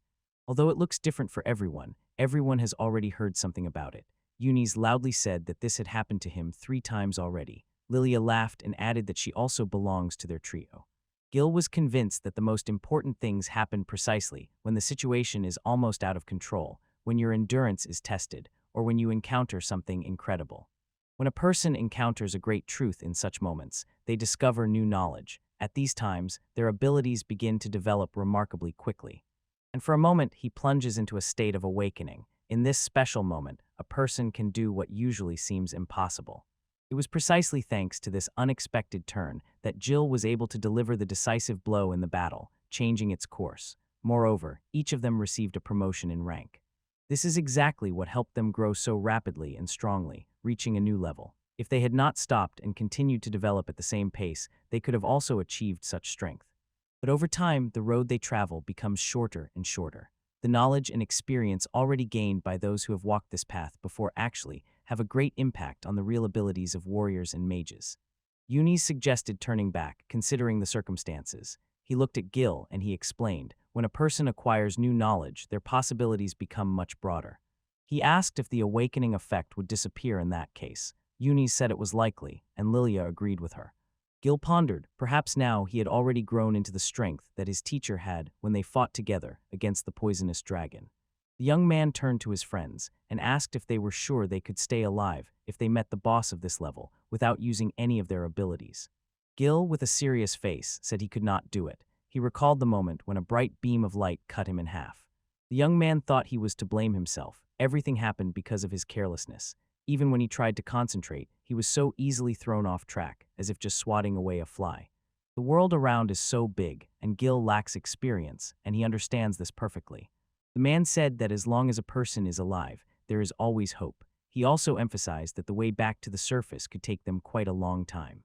Gil raised his head and confidently said that even after everything, the best thing is still to return, because not returning at all is much worse. Yunis bowed his head and replied that he considered this proposal quite reasonable and would like to agree to it. He turned to Lilia and asked if she knew anything. Lilia looked at him in surprise, not understanding what it was about. Yunis asked the girl if the floor boss that Jill defeated was some kind of mythical creature and how strong he was. Lilia explained that it was just an ordinary apocryphal beast. Gil was so surprised by her words that he could not believe what he heard. He could not come to terms with what he learned from Lilia for a long time. The girl noted that, in addition to everything else, he was also not very skillful in combat skills. Gil raised his gaze and froze, impressed by what he heard. It was hard for him to comprehend Lilia's words. The boy was gripped by fear as he wondered how all this might end. Then the girl began to explain who the orcs were. It turned out that they were special creatures. Lilia was asked if orcs were magical birds. She smiled and said that it was enough just to call them birds. The girl noticed that these creatures are a weaker type of insts. Lilia was convinced that they are also birds. Such creatures usually attack only in groups. One of the main difficulties in the battle with this enemy is his subordinates. They are very resilient, so defeating them is extremely difficult. In fact, behind each of these birds hide even more powerful apocryphal beasts. Lilia confirmed that everything is happening exactly as Rusty predicted. She raised the staff and lightly struck it on the ground. The girl explained that if they defeat the commander, winning further would be much easier. Yunis pondered and asked if it would really be easier in such a situation. Meanwhile, Gil was just surprised because he did not understand what exactly Lilia meant. Yunis smiled and asked Rasti if she was always so sincere. Rasti pondered and admitted that she herself would like to know if it was really so. Gil looked at them in surprise, not understanding which bird exactly was meant. Unable to hold back, he shouted for them to stop immediately. The young man assured that in the room where the bosses usually gather, none of them were there. Lilia looked at him carefully, trying to understand if he was telling the truth. Gil smiled and suggested that perhaps it was a creature of a completely different kind. The girl, however, did not hesitate and firmly assured that she was confident in her words. She asked if he knew that all apocryphal creatures have a certain number on their body. Thanks to this, it is easy to understand which species they belong to, and there is no doubt that this creature is an orcus. Gil was very nervous, and his face was covered with sweat. In his mind, he compared this creature with those he had encountered before and realized, this time the opponent was slightly weaker than the previous ones. Gil asked again if it was a joke, then laughed. The man realized he had no choice but to accept the situation and take everything as it is. Lilia came closer and asked how he was doing. She looked into Gil's face with interest and asked if he was not upset now. The boy replied somewhat confusedly that no, he was not sad. Gil thought that the apocryphal beast had dealt with him so easily only because he was the strongest only among the weak. Despite all his efforts to become more modest, it did not change the situation. Lowering his head, the boy said with regret that he did not feel depressed. He just realized that he had overestimated his own strength. Gils could not hold back and gave in to his own pride, so now he had only to accept it. Lilia, seeing his state, tried to calm the boy and asked him not to be upset. Gils immediately replied that he was fine. And Eunice exclaimed with sincere admiration how cool he was. Some people never give up and with each defeat only strengthen their character, but Jill was not like such people. He realized that it was time to leave his vain pride behind. This moment was supposed to become the beginning of a new life for him. Gil realized that he would have to accept this fact and draw the right conclusions for himself. He thought and decided, even if they gain new knowledge, it will not help them defeat the huge apocryphal monster.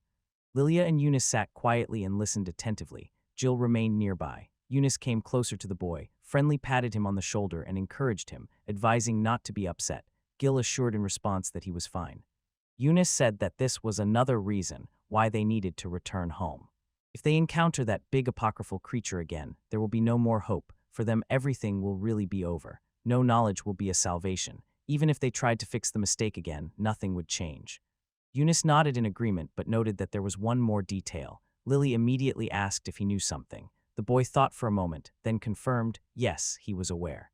Eunice turned to Gil and directly asked if he was the one who said he got rid of the boss from the third floor.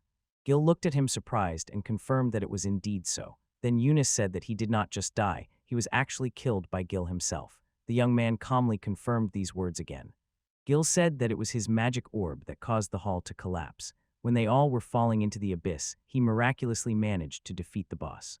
Unison shouted, noticing with surprise that together with Hill he had fallen all the way from the third floor. But despite this, he not only survived, he managed to avoid death even after leaving his apartment. Eunice asked if he really fought with that guy in such a situation.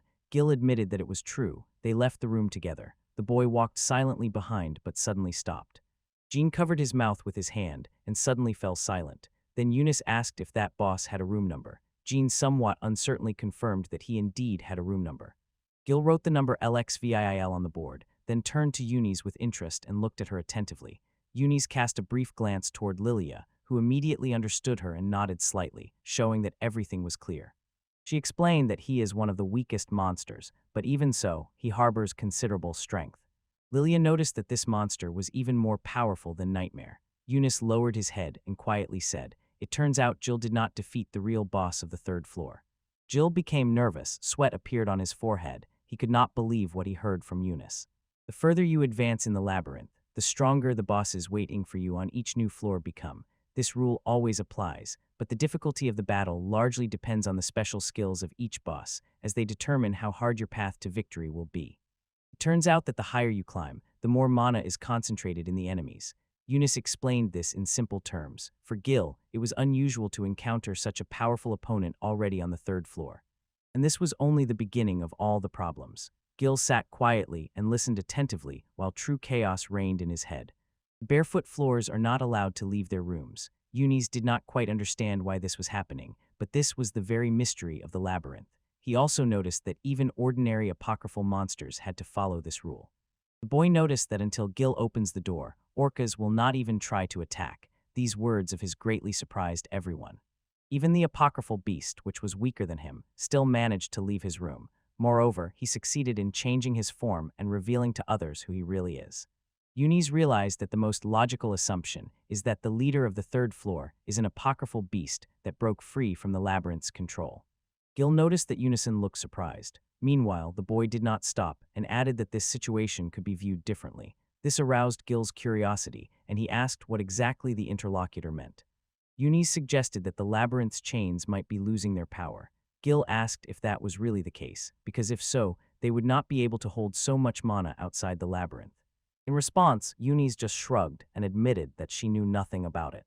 He said that long before their appearance in the world, there was an era of legends when magical energy simply boiled around everyone. And after that, monsters began to calmly appear on the surface again. From the very beginning, they were natural enemies of humans. Gil exclaimed in surprise and asked if all this was not too long ago. He sincerely could not believe that Eunice really thought such a thing could happen to them. Eunice said that in the worst case, this might be true. Hearing this, Gil immediately stopped. He stood stunned, eyes wide open in surprise, but Eunice did not stop and began to further explain her thoughts. He said that before them stands not an ordinary beast, but a true legendary creature. It is an ancient animal that seems to have come from the pages of ancient chronicles. Eunice was about to add something, but Gil stopped him. He said that the events of the apocryphal era could happen again. Lowering his head and pressing his hands to it, Gil pondered. The young man asked if it was really possible to be sure that this time it would not happen. Gil could not believe it. Everything seemed so incredible to him that it simply did not fit in his head. He began to doubt, what if all this is just superstition? At that moment, his friend asked if the third floor was really special. Gil turned his gaze to Lilia and asked what her opinion was on this matter. The girl thought, furrowed her brows, and for a moment immersed herself in her thoughts. Lilia shared that several pages were missing from the Apocrypha. Gil did not hide his surprise and immediately began to ask her for details. The girl told that 700 years ago a fire broke out in the Great Library, and the fire completely destroyed part of the ancient sacred texts. However, this affected not only him personally. The first 7 copies remained as they were originally, but starting from the second manuscript, the content became so confusing that even now it is difficult to understand what it is about. But when Lilia reread these stories in childhood, she always lacked certain details. She wondered, did the defeated king really die, and what was the battle of Rasti against the enemies like? Now the girl learned the whole truth. She confessed that Rasti could not kill the king who was overthrown from the throne. He could only lock him in this place. Gil looked at the girl with surprise, not believing what he heard. Eunice in response only smiled mysteriously and said that she also shared his opinion. He shared that this place was clearly made by someone's hand. The design developed by Rasti was taken as a basis here, and at the very heart is hidden the power of the fallen king, in this pseudo-labyrinth. Eunice suggested that the description of this place was probably on those pages that burned during the fire. Lilia thought and said that maybe someone deliberately set them on fire. Eunice listened silently, saying nothing, and Gil added that all this means only one thing: the chains are already becoming weaker. He asked if the monsters are trying to get out in that situation. Lilia replied that this is not happening. She added that maybe the matter is much more serious than it seems. The girl screamed in fear that the labyrinth's seal will soon break. Gil looked at her confused, not understanding what had happened at all. Meanwhile, the first cracks already appeared on the seal. Gil looked closely at Lilia and asked if the seal will hold. The boy wondered what would happen if the printer stopped working. Eunice thought about this question for a moment. He assured that it will not stop there, because apocryphal beasts still remain in the labyrinth. Among them are not only ordinary creatures, but also extraordinarily powerful beings with whom they have not yet had to face. They will all be released outside at the same moment. Eunice warned that if this happens, nothing can be changed anymore, then everything will end once and for all. Lilia warned that this is not the end yet. If the fallen king awakens, the whole world will be filled with mana. The girl continued, if this happens, their civilization will perish, just as those who lived before them disappeared in their time. Gil listened carefully, and true horror was reflected in his eyes. Gil was completely confused. He raised his eyes to the sky and loudly said that he had one more important reason to return. The boy noted that it is impossible to hide such important information from the whole world. Gil agreed and said that they definitely need to find a way out of this labyrinth to tell people everything they have learned. The young man realized that denying their power is pointless. However, this does not mean that someone will necessarily become the best just because of their strength. Gil reminded that it is important to overcome one's pride and ask for help from those who are stronger. The young man stopped and looked carefully at Lily and Eunice. The girls lowered their gazes, silently listening to him. Their quiet behavior and bowed heads caused the boy to be wary. Gil asked if their time was not over yet. Eunice replied that a total solar eclipse would begin very soon. That day, Eunice felt a strange heaviness in his soul, as if something was pressing inside. It seemed to him that the seal was almost broken, or someone on the surface would finally dare to start acting. Gil asked again, and Eunice said that there is also a cathedral in this city. She added that she had always wondered why this cathedral is so large. He explained that if this is really the main element responsible for the print on the surface, then the following will happen. Eunice had not yet finished her sentence when Gil suddenly interrupted him. The frightened boy anxiously asked if Eunice really meant that someone wants to destroy the cathedral. Eunice said that everything could have happened exactly like that. Lilia added that the follower of the fallen king, who had earlier destroyed a strong sword master, managed to reach as far as the cathedral. She decided that probably all this was done so that their plan would succeed without any mistakes. Gil immediately remembered Godek. Eunice added that Godek ultimately still messed up regarding Gil. He noted that it was already time to set off. Lilia also agreed, saying that they really needed to move on. Eunice pointed out that his perception of time was somewhat distorted, but he was convinced. The solar eclipse would happen in 3 days at noon. He had no idea how many more floors they would have to pass, but if they did not manage to seal this place again, their journey would end there. Lilia looked at Gil and addressed him. She said that this matter did not concern him. Gil looked at her in surprise. Lilia looked at him sternly and explained that she and Yuri's had come here to carry out an important mission. She emphasized once again, if any of them left, they would no longer be able to seal the fallen king. The girl turned to Gil and informed him that this time his help was not needed. Gil heard this and sadly lowered his head. He realized that he no longer had any guarantees to stay alive. If you think about it, there had actually never been any certainty about this before. And if they were unlucky and a huge apocryphal monster appeared ahead, then it would no longer matter whether they won or lost. Inevitable death awaited them. Lily stopped, smiled cheerfully, and sincerely thanked Gil for having traveled such a long road with her. Her mood noticeably improved, and she said that Gil had already done more for her than she could have asked. The young man felt completely depressed. It became clear to him that in this labyrinth, he would have to face his own weaknesses and endure them. For example, if he suddenly lost his glasses, he wouldn't even be able to fight properly. And now, since Jill lost his life, he can no longer protect those he loved. He said he wanted to share something important, although it might sound strange. The boy felt anxiety growing because the eclipse was very soon. Eunice noticed that many trials still awaited them ahead. Gil did not utter a word. Lilia watched him anxiously, and Eunice suddenly realized the boy no longer had any motivation to continue the fight. Despite all circumstances, he still asked Gil to dare and put his life at risk to save the world. At that moment, Eunice asked him to take them to the very lowest level. Gil felt his heart beating strongly in his chest, but this anxiety arose not from joy, but from fear of the responsibility that fell on his shoulders. Gil knelt down, stretched out his hands forward, and admitted that he only knows how to wield a sword. He knows nothing else. Lilia asked in surprise if he really thought so. At that moment, Gil realized that he was not good at orienting himself in the area at all. If there is no one left nearby, he will never be able to see the sky again. Lilia smiled and sincerely thanked the boy.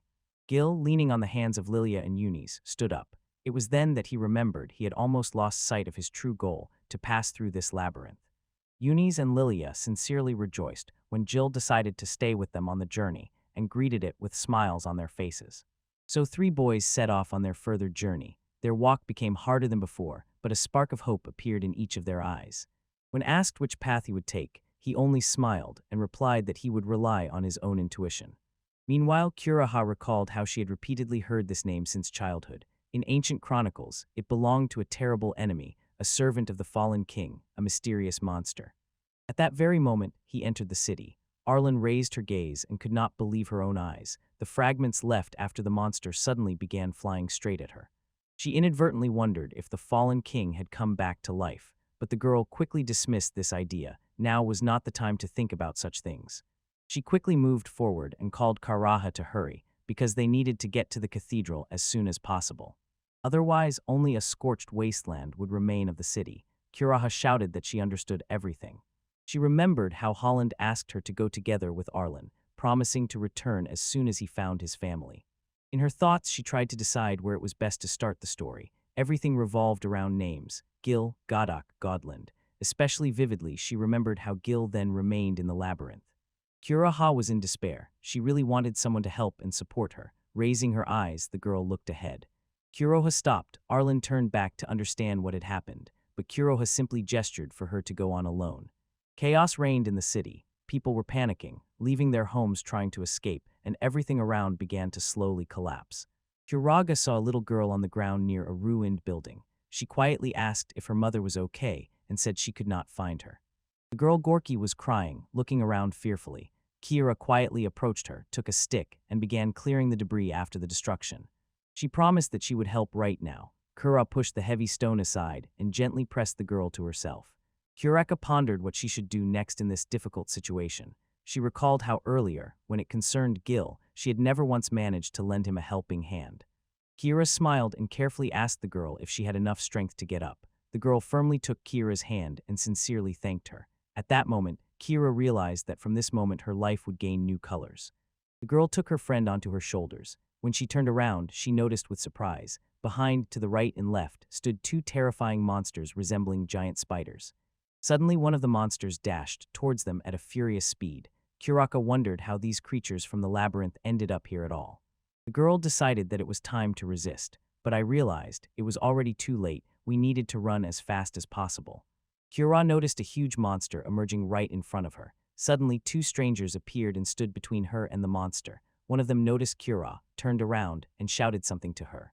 A light-haired man approached closer to Kuraka and the girl. Another man asked if they were all right. Later, Holland came closer, slowly lit a cigarette, and said that there was very little left to the cathedral. Now all they had left was to help those who were injured. Kuraha noticed him and called his name. The boy looked around in surprise and was amazed to meet her in this place. A familiar man approached them, whom Kuraha had seen before and who was barely standing on his feet. He suddenly grabbed the boy by the collar and sternly asked what was going on. Kuraka timidly tried to say something, but her words were cut off. The blonde shouted that Hoslin should have fled long ago. Golan withdrew his hand and said that there was nothing left for him anymore. He grabbed his head and said that now all of this no longer mattered. The man noticed that in the end, he tried to convince the girl to go with the Holy Knights, but it seemed his attempts were in vain. Hoslin added that he was sure Kuraha would not change her mind, no matter what they did or how they tried to persuade him. The man smiled and said that the reason was that this girl reminded them very much of themselves. He looked at her carefully and added that Kuraha was just as fragile and inexperienced. But despite all the difficulties, she does not stop and continues to move forward. They, as before, do not abandon their dreams. Halblin recalled how they spent time together listening to Godek's instructions. No matter how much she was pushed away, she did not give up and always stubbornly sought a new opportunity for herself. Golan said that Kuraha was very stubborn and always went to the end, never retreating. The man confidently stated that Kuraha would definitely become famous as a true adventurer. However, the girl only silently looked at him, and doubt flashed in her eyes. Another boy explained that it was precisely because of this that Kuraha had to leave the city earlier, so that nothing bad would happen to him. He shouted that she should have finished everything earlier, before she became as destroyed as all the others, before Kuraha got into a trap from which there was no escape. Once she could lose herself and become a pale shadow, as had already happened to others. There was silence in the room. Everyone listened silently, bowing their heads. The boy gradually calmed down, especially after his friend gently put his hand on his head. At that time, Godland lit another cigarette, and Kura carefully watched everything that was happening.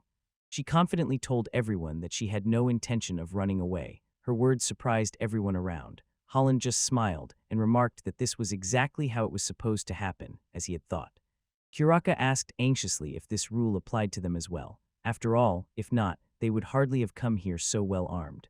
She inquired if they still wished to continue the fight. The young man enthusiastically exclaimed that, of course, he did. She was surprised by such determination, then addressed everyone, asking, "If not them, then who is capable of completing this task?" He shared that their families live in this city, so they stay here to protect their loved ones. Golan silently smoked and mentally agreed with every word he heard. He recalled how often they sat side by side and sincerely talked about important matters. He remembered those moments when they gathered together with Godek and others. Then someone asked Godek if the guild was something important to him. He confirmed, yes, he truly felt that way. Here he found the support he had so lacked. The man was sure it is important to help the younger generation also find their support, as he once did. He always aspired to be the person who would support others, help them move forward, and achieve more. It was then that Holland recalled the moment long ago when he and his friends invented a name for their guild. The man loudly exclaimed that if they cannot protect their city, they have no right to be called S-rank heroes. Hanslund addressed those present, urging each to show true courage and determination. To dream about the future, perhaps they had already lost their own dignity. Holland watched as a little girl smiled and returned to her parents, while nearby Kuroga said goodbye to her, warmly waving his hand. The man called her and strictly forbade even thinking about death. Kureka replied that she understood him. Then the brave S-rank adventurers made a decision. They boldly rushed into battle. Altogether, they charged into battle, each choosing a monster and starting to fight. Holland called the archers to follow him. He needed to reach a high place to shoot comfortably from above. Kuraka urged everyone not to panic and to quickly go to the cathedral, as it was possible to hide inside. But suddenly, one of the monsters broke through the crowd and rushed straight at Kuraka. The girl noticed him and threw a small pouch in his direction. At that very second, a bright, dazzling light flashed around. Kuraka turned away and tightly closed her eyes because the light became too bright. The girl threw a flash grenade to delay the monster for a few moments. However, that turned out to be more than enough. Kuraka joyfully announced that they could finally move on, as the road ahead opened and it became clear where to go next. Hofflin loudly shouted that 5th Street had already been cleared, so it was time to retreat. He also said he needed support from the eastern side. Holland noticed they had enough arrows and ordered to keep shooting so that no monster survived. One of the guys confirmed he understood. Meanwhile, the archers continuously fired at the monsters, not letting them get any closer. Kura stopped for a moment to catch her breath. She wiped the sweat from her forehead and raised her gaze to the peak towering before her. The girl saw Herlin pointing at the class and immediately understood that she had done well with the task. She smiled, looking at his gesture. Haraha looked at him and noticed how the apocryphal beast was rapidly approaching them. Horror instantly reflected in her wide-open eyes. She was gripped by genuine fear. The girl sharply shouted to the head, ordering an immediate retreat. Suddenly, a huge bird monster appeared next to him, as if out of thin air. Everyone around was already lying on the ground when the monster descended. Holland saw the enraged bird begin to attack. He thought that its feathers were probably made of real steel. Hoslin kept falling, and glancing aside, he saw that even Kuraha couldn't hold on and was also falling. Both fell to the ground. Kurohaka anxiously asked Hoxilin if he was injured. Holding his head, Hoxilin assured that he was fine. Then he thanked the girl, as it was thanks to her that he managed to survive this time. Alia frowned and seriously told the girl that there was something much more important now. Meanwhile, the man asked her to quickly pack her things. Now they have to meet death with their gaze. the same giant monster appeared before them again. Both tensely looked straight at him. Suddenly, a voice was heard from afar. Holland immediately asked who it was. Someone shouted loudly, and this made the monster pay attention to them. Kuroha called Hazan, begging for help, but he stopped her, explaining that it was not yet time to intervene. Holland heard a scream that action was needed right now. Looking around, he noticed that mages had already gathered around the monsters. The sorcerers combined their forces and directed magical energy straight at the monster. Thanks to this, they managed to bind and stop the creature. Kuraka rejoiced and exclaimed, for they had finally managed to catch the monster, but Godland warned that it was still too early to celebrate victory. He ordered everyone to shoot at the monster relentlessly until it could not move and not let it rest. Colin shouted for the archers to shower the creature with arrows without losing a single second. A loud whistle spreads through the air, arrows fly from all sides, accurately aimed at the monster. Kuroha does not take her eyes off the battlefield, carefully watching every movement. She understood that everyone was hitting exactly the wings. After all, that is how they most often fight flying monsters. Gorland shouted to the archers not to stop and keep shooting as long as they had strength. He himself grabbed the bow, drew the string, and watched the monster intently, preparing to make a new shot.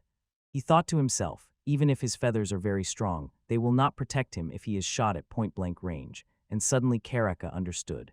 She screamed at the top of her lungs, begging Holland to stop. She insisted it was just a misunderstanding. It seemed to her that Insti were actually dragons.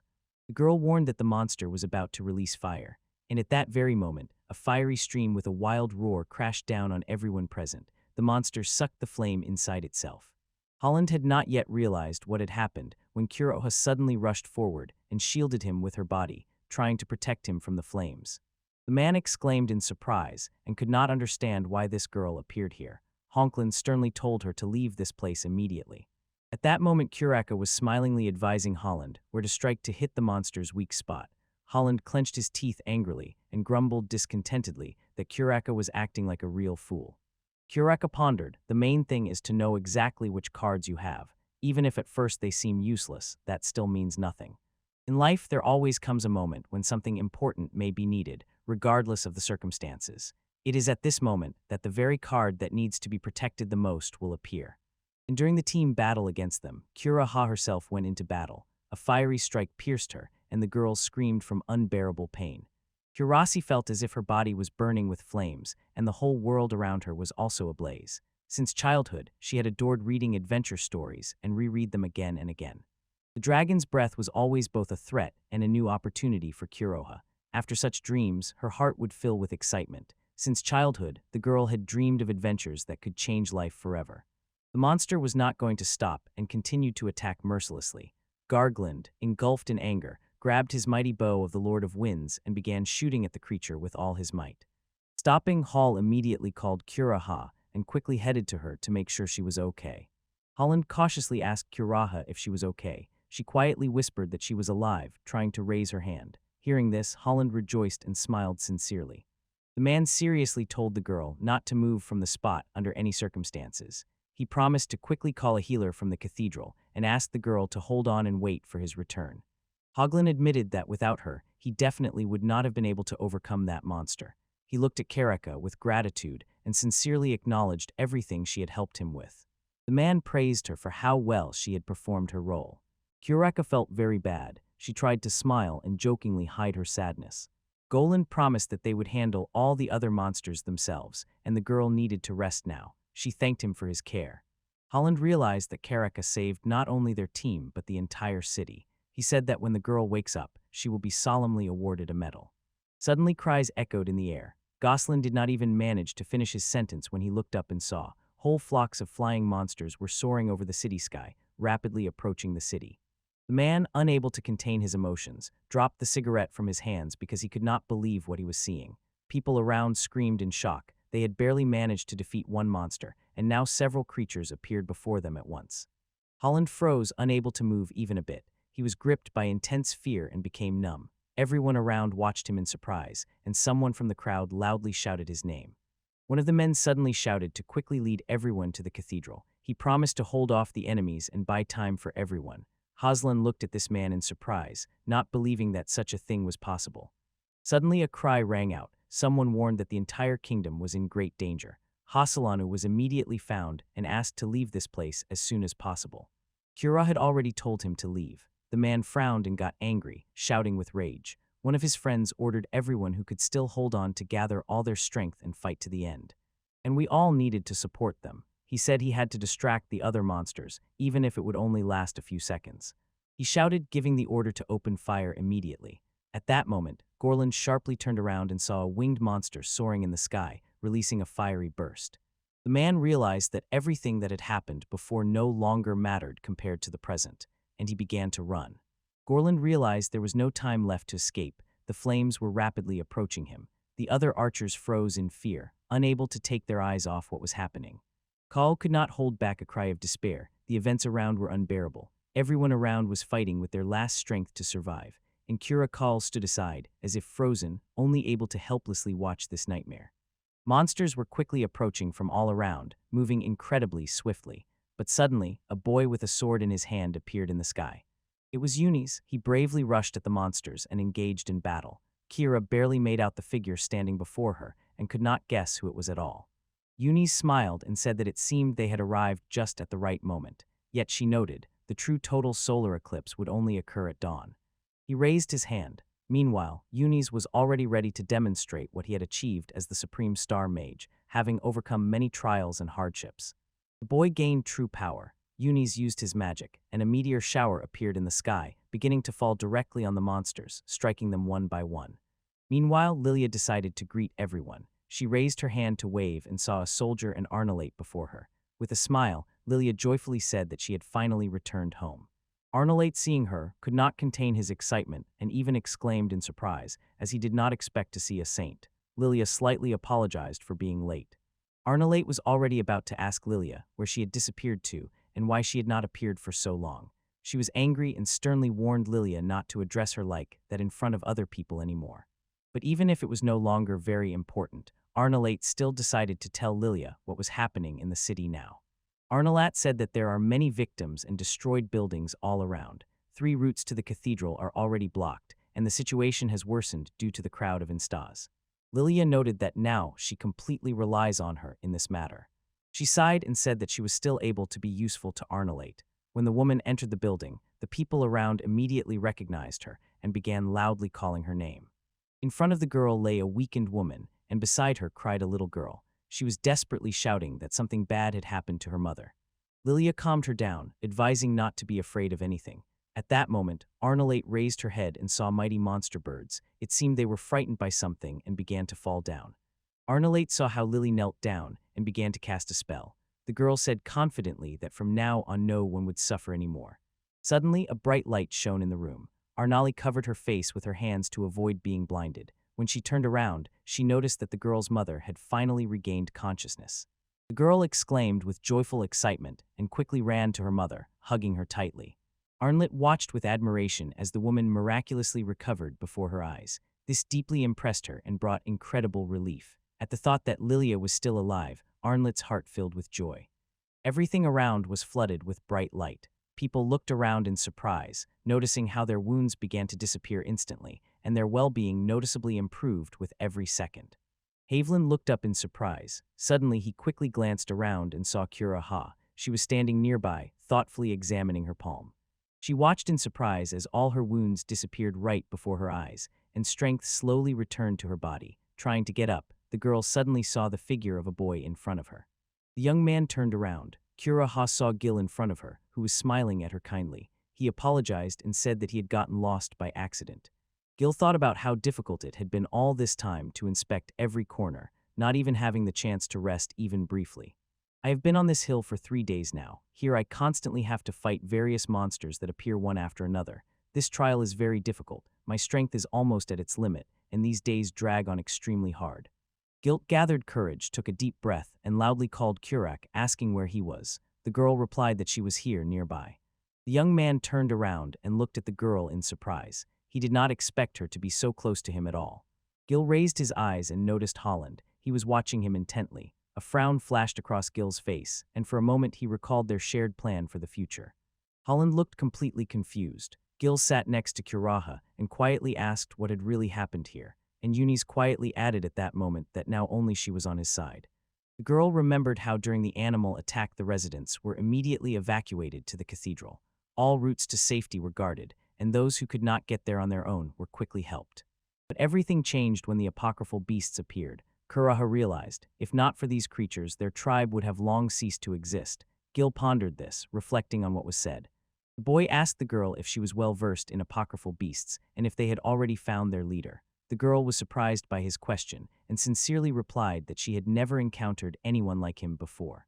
Gil assumed that the real target was the cathedral itself. He mentally reassured himself that he just needed to wait a little longer and everything would become clear. Gil turned to Karai with a request to show him the way. The girl smiled gladly and agreed without hesitation. Of course, it's not difficult. Holland stood behind the man. He called him a hero and asked what they should do next. Hill turned to Holland in surprise upon hearing his words. Holland stood calmly and asked if they needed help. The young man pondered this question. Kuraka turned to him and said that now they had no way to escape. He met her gaze and quietly said that he already understood everything. Gil said that he did not need their help and advised them to better help others who truly need rescue. Gil added that he relies on them. In response, the man promised that they would take all important details into account. Kuraga pointed to one of the houses and said that behind it there was a large building. Gil pondered these words. The girl looked at him in surprise, and the boy looked closely, trying to understand what exactly Kuraka wanted to show him. The girl noticed that Gil did not notice anything. She asked him to wait a little. The girl handed him the glasses, placing them directly into his hands. Kuraha admitted that she had kept them especially to give to him personally. She thought that maybe her glasses broke during the last battle. The girl carefully opened the box to check them. Gil lifted his glasses and the girl did not take her eyes off him, carefully watching all his actions. He raised them even higher, and an open, joyful smile appeared on the boy's face. He did not hide his happiness at all. Kureka asked if the glasses remained intact. In response, Hill could not contain his joy and shouted loudly. He instantly put on his glasses. A genuine joy appeared on the boy's face, and he loudly exclaimed that he could now see everything around. Finally, the city, the starry sky, and distant constellations opened up before him. He thoughtfully pointed his finger at every object and aloud named everything encountered on the way.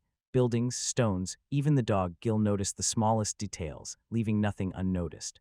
The boy exclaimed with joy that he could now see everything around thanks to his new glasses. Jill turned to the girl and asked if it wasn't wonderful. Kuraka was so surprised that she was initially confused and didn't know what to say, but then shyly supported him.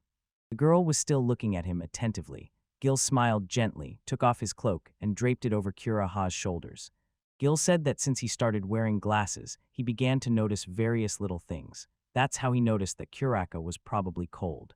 The girl smiled warmly and thanked him. In response, Gil winked and, without hesitation, decisively went forward, informing that they needed to leave for the cathedral immediately.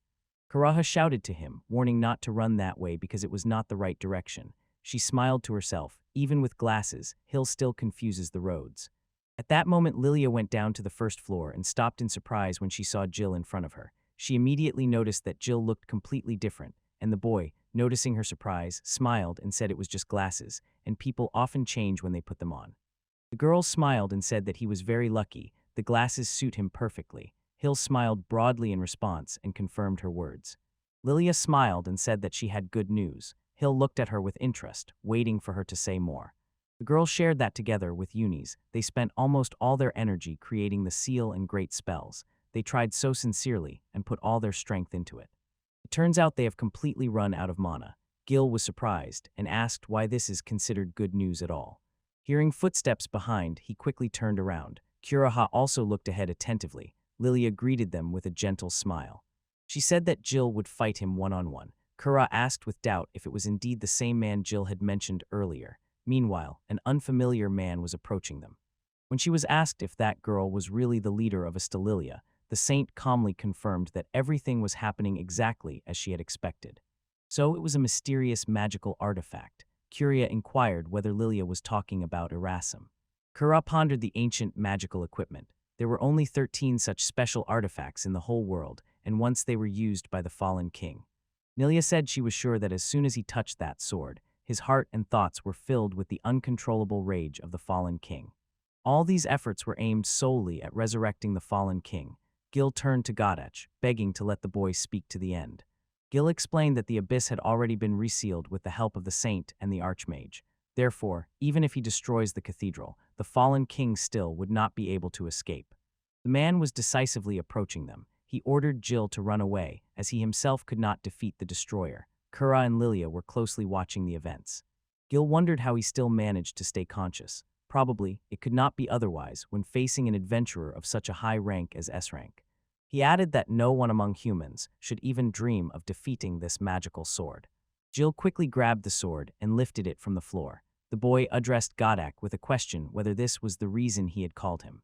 The boy honestly admitted that he had long understood that he could not manage on his own. Gil realized that this man also knew, if no one intervened, the fallen king would definitely be resurrected again. Therefore, the man gathered all his remaining strength and sent Gil off. The boy was asked to close the labyrinth, but he only shook his head. He said that even Gil would be powerless here, so they better run away immediately. Gil confidently stated that he still lacks experience, but he will definitely prove that he chose correctly by using this sword. Swordsman Gil finally returned. He smiled broadly, preparing for the upcoming fight. Gil saw how his enemy literally changed before his eyes and became a real monster. He perfectly understood. The first strike in a fight can often decide everything. Almost every second fight depends precisely on this moment. The boy noticed how Godok's hands suddenly became huge. At that moment, Gil did not wait. He was the first to rush forward, deciding to act decisively. He swung to strike, but the boy quickly realized, and his attack was immediately stopped. Godox grabbed Gina with his huge hand, but the boy skillfully slipped away, using the sword. He pushed him away, and Gil flew to the side. The boy noticed that she wanted to attack again, so he quickly jumped to avoid her hands. Gil delivered a powerful sword strike and immediately began to watch the enemy closely. The young man quickly realized that Godak possessed an extraordinary ability to instantly recover. His body instantly regenerates right before his eyes. Gil sees her rushing towards him again. The boy pondered and realized that there are only two ways to defeat him. The first is to keep going and attack until he completely runs out of mana. Gil struck the enemy's stomach with a sword, cutting him in half. After that, he turned and looked carefully at Godak. The boy immediately realized that he had no chance against such an enemy. He began breaking everything around. It was at this moment that Gil realized there was still another chance here.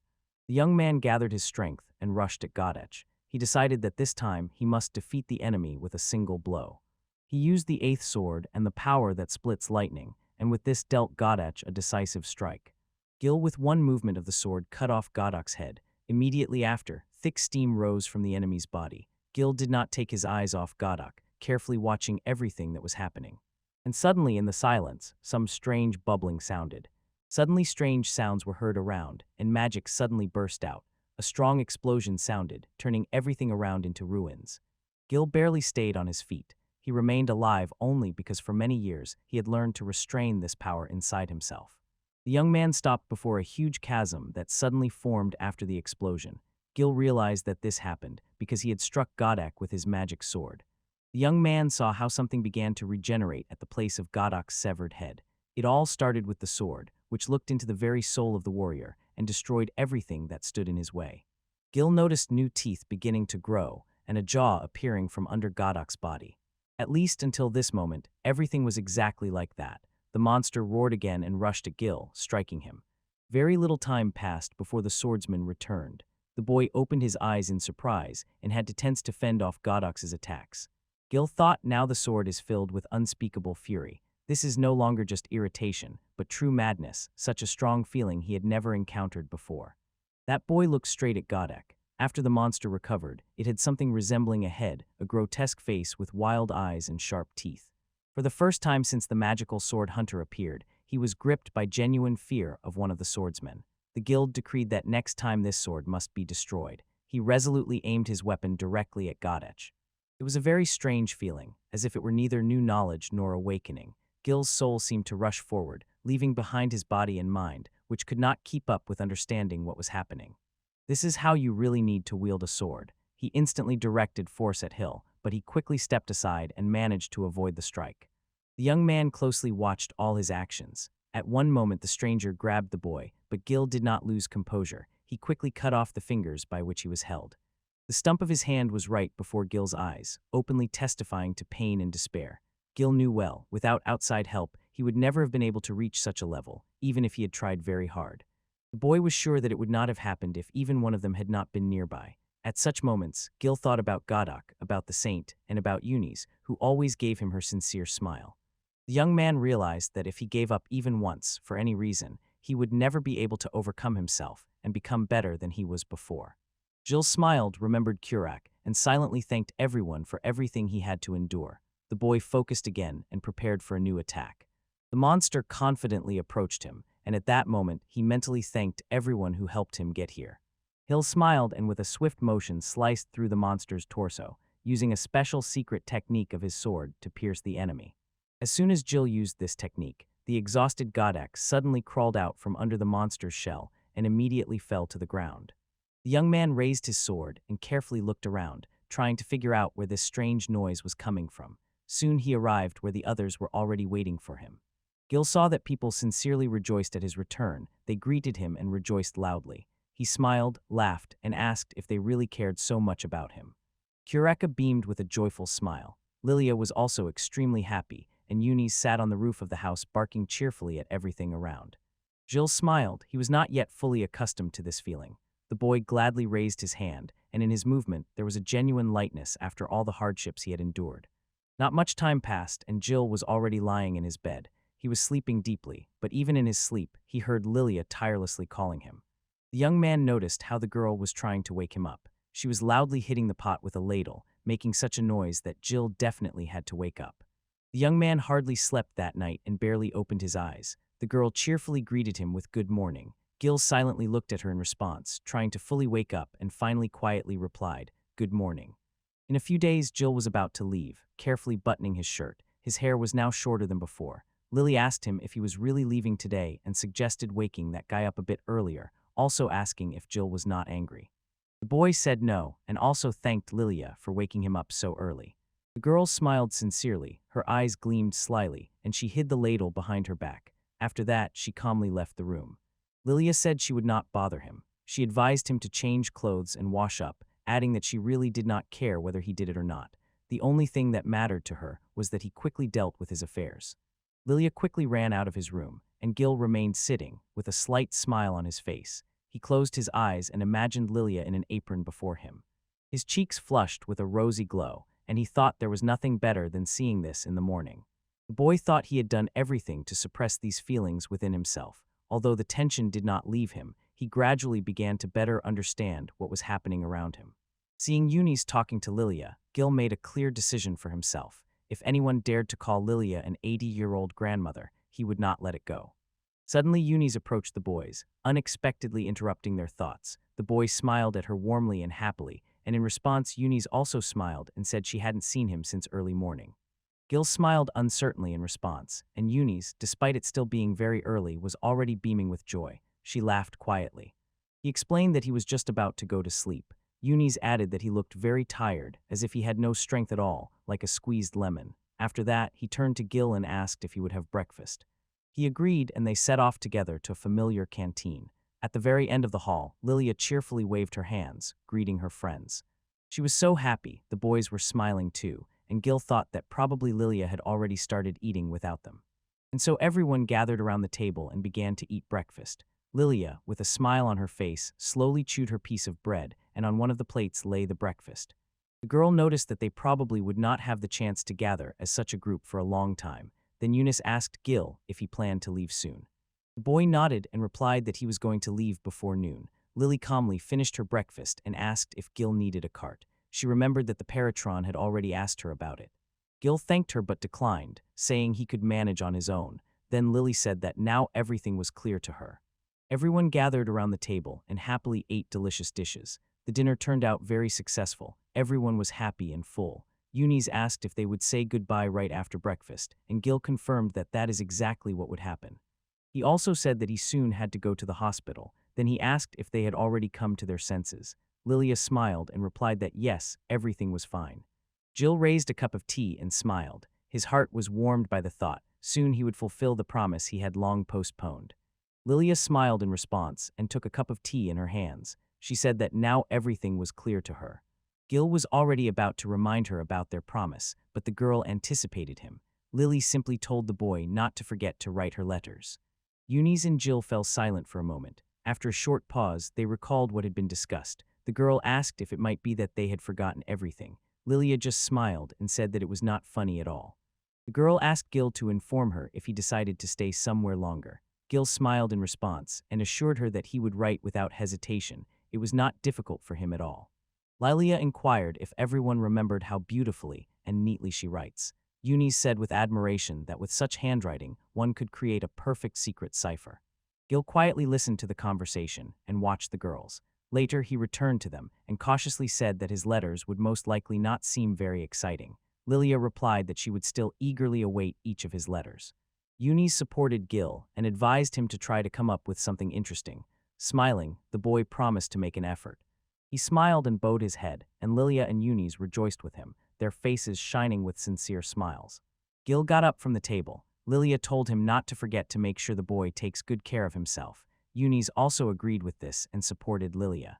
Lilia called him by name and raised a finger to attract his attention. Gil turned to her and looked surprised. She broke into a smile and humorously said, "Won't you give me a farewell kiss?" Gil was stunned and could not believe what he heard. He was completely embarrassed by the situation and did not understand what was happening. Eunice and Lilia put on gloves with funny animal faces and could not hold back their laughter. As a joke, she turned to Gil's guard and warned him to be ready, in case he had to receive a kiss. Eunice and Jill wanted to joke with Gil. She approached him, clasped her gloved hands, and childishly gently kissed him. The boy did not expect such a development of events at all. He was bewildered and frowned at the unexpected situation. It seemed that Jill did not like it at all. Meanwhile, the boy took their gloves and decided to take revenge by doing the same thing they did to him. The young man took the toys in his hands and began jokingly touching the faces of both lilies with them, synchronously imitating funny sounds. This amused the lilies so much that they could not help but laugh. While Jill was busy with her own business, he realized with surprise that it was much more exciting than he initially thought. Using one of the toys, he gently pinched Eunice on the cheek. After this carefree fun, all three of them held hands. Lily turned to Eunice and Gil, who were looking at her with surprise. She smiled warmly and said that one day all three of them would definitely meet again.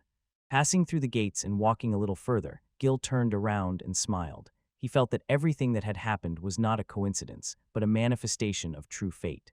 After that, the young man decided to set off on the road. Gil came to one of the hospitals and asked the nurse where he should go. She explained that the boy needed to go up to the 4th floor.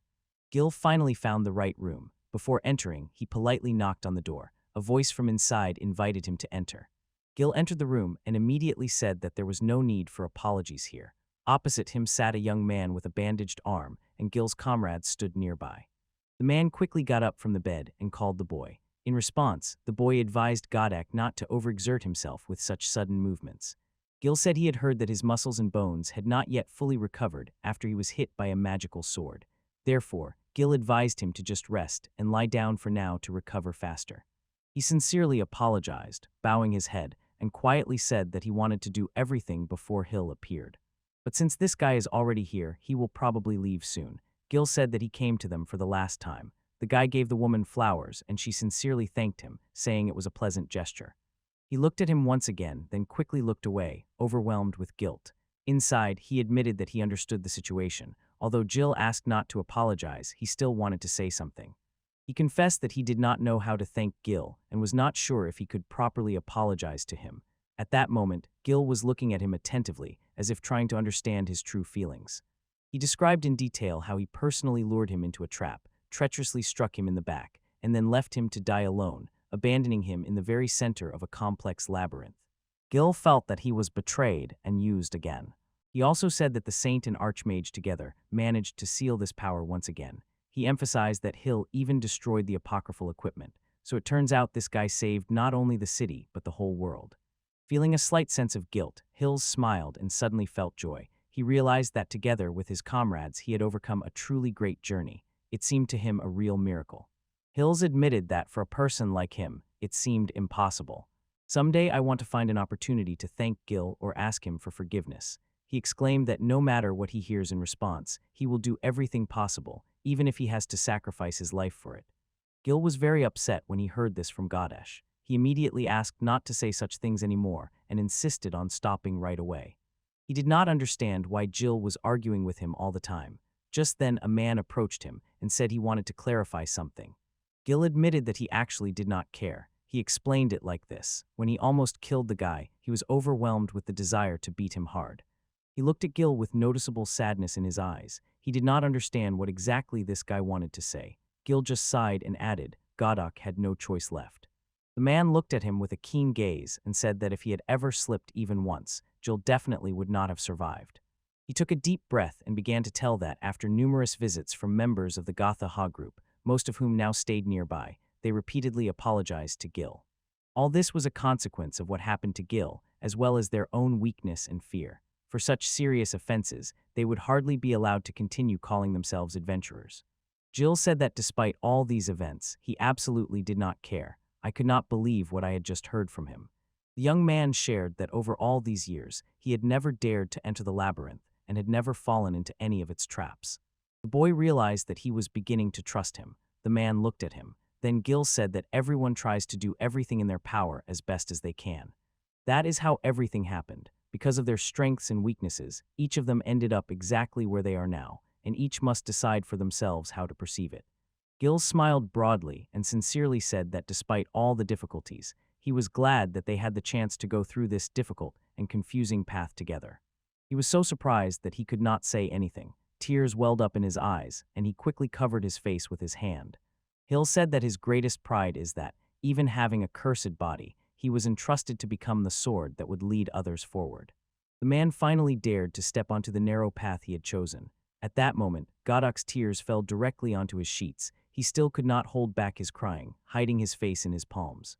Gil shared that the years he had lived brought him to this place and gave him the opportunity to save the whole world. He bowed deeply and thanked the man with all his heart for such a chance.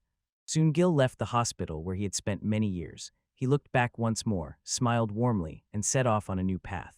Gil saw a row of carts before him. His attention was drawn to Arnalat, who was directing the workers, giving commands and watching everything happening around. The girl looked back and saw the boy. Her face froze in surprise. At that moment, one of the workers recognized Gil, and he instantly became alert. Everyone immediately looked at Gil. People recognized him as the one who saved their city. Shouts of joy began to sound from different sides. They called him a hero, a savior, and some even considered him their mentor. The boy asked not to be addressed as Mr. To this, one of those present sincerely apologized and added that this happened only because Jill greatly respects their saint. Therefore, no one even thought that this boy could be treated any differently than with respect. The young man said that now everything was clear to him. Someone laughed, apologized, and called Gil a true gentleman once again. Meanwhile, a girl with glasses approached him. She began to tell everything she knew about Jill's death. Among the people, legends circulated about Jill's power. However, the girl could not even imagine that Jill would ever return. She said that everyone was very grateful to him, and if he ever needed help, he could always turn to them. The boy thought that the girl's name was Arnalate, and she served Lily. Gil took a few sips of water and felt that Arnalate was probably a good person. The girl smiled kindly and asked the boy how she could help him. She also noted that Lily had told her about the boy's intention to leave. Gil nodded and confirmed her words. He addressed Arnalate and asked where he could find Kuruha.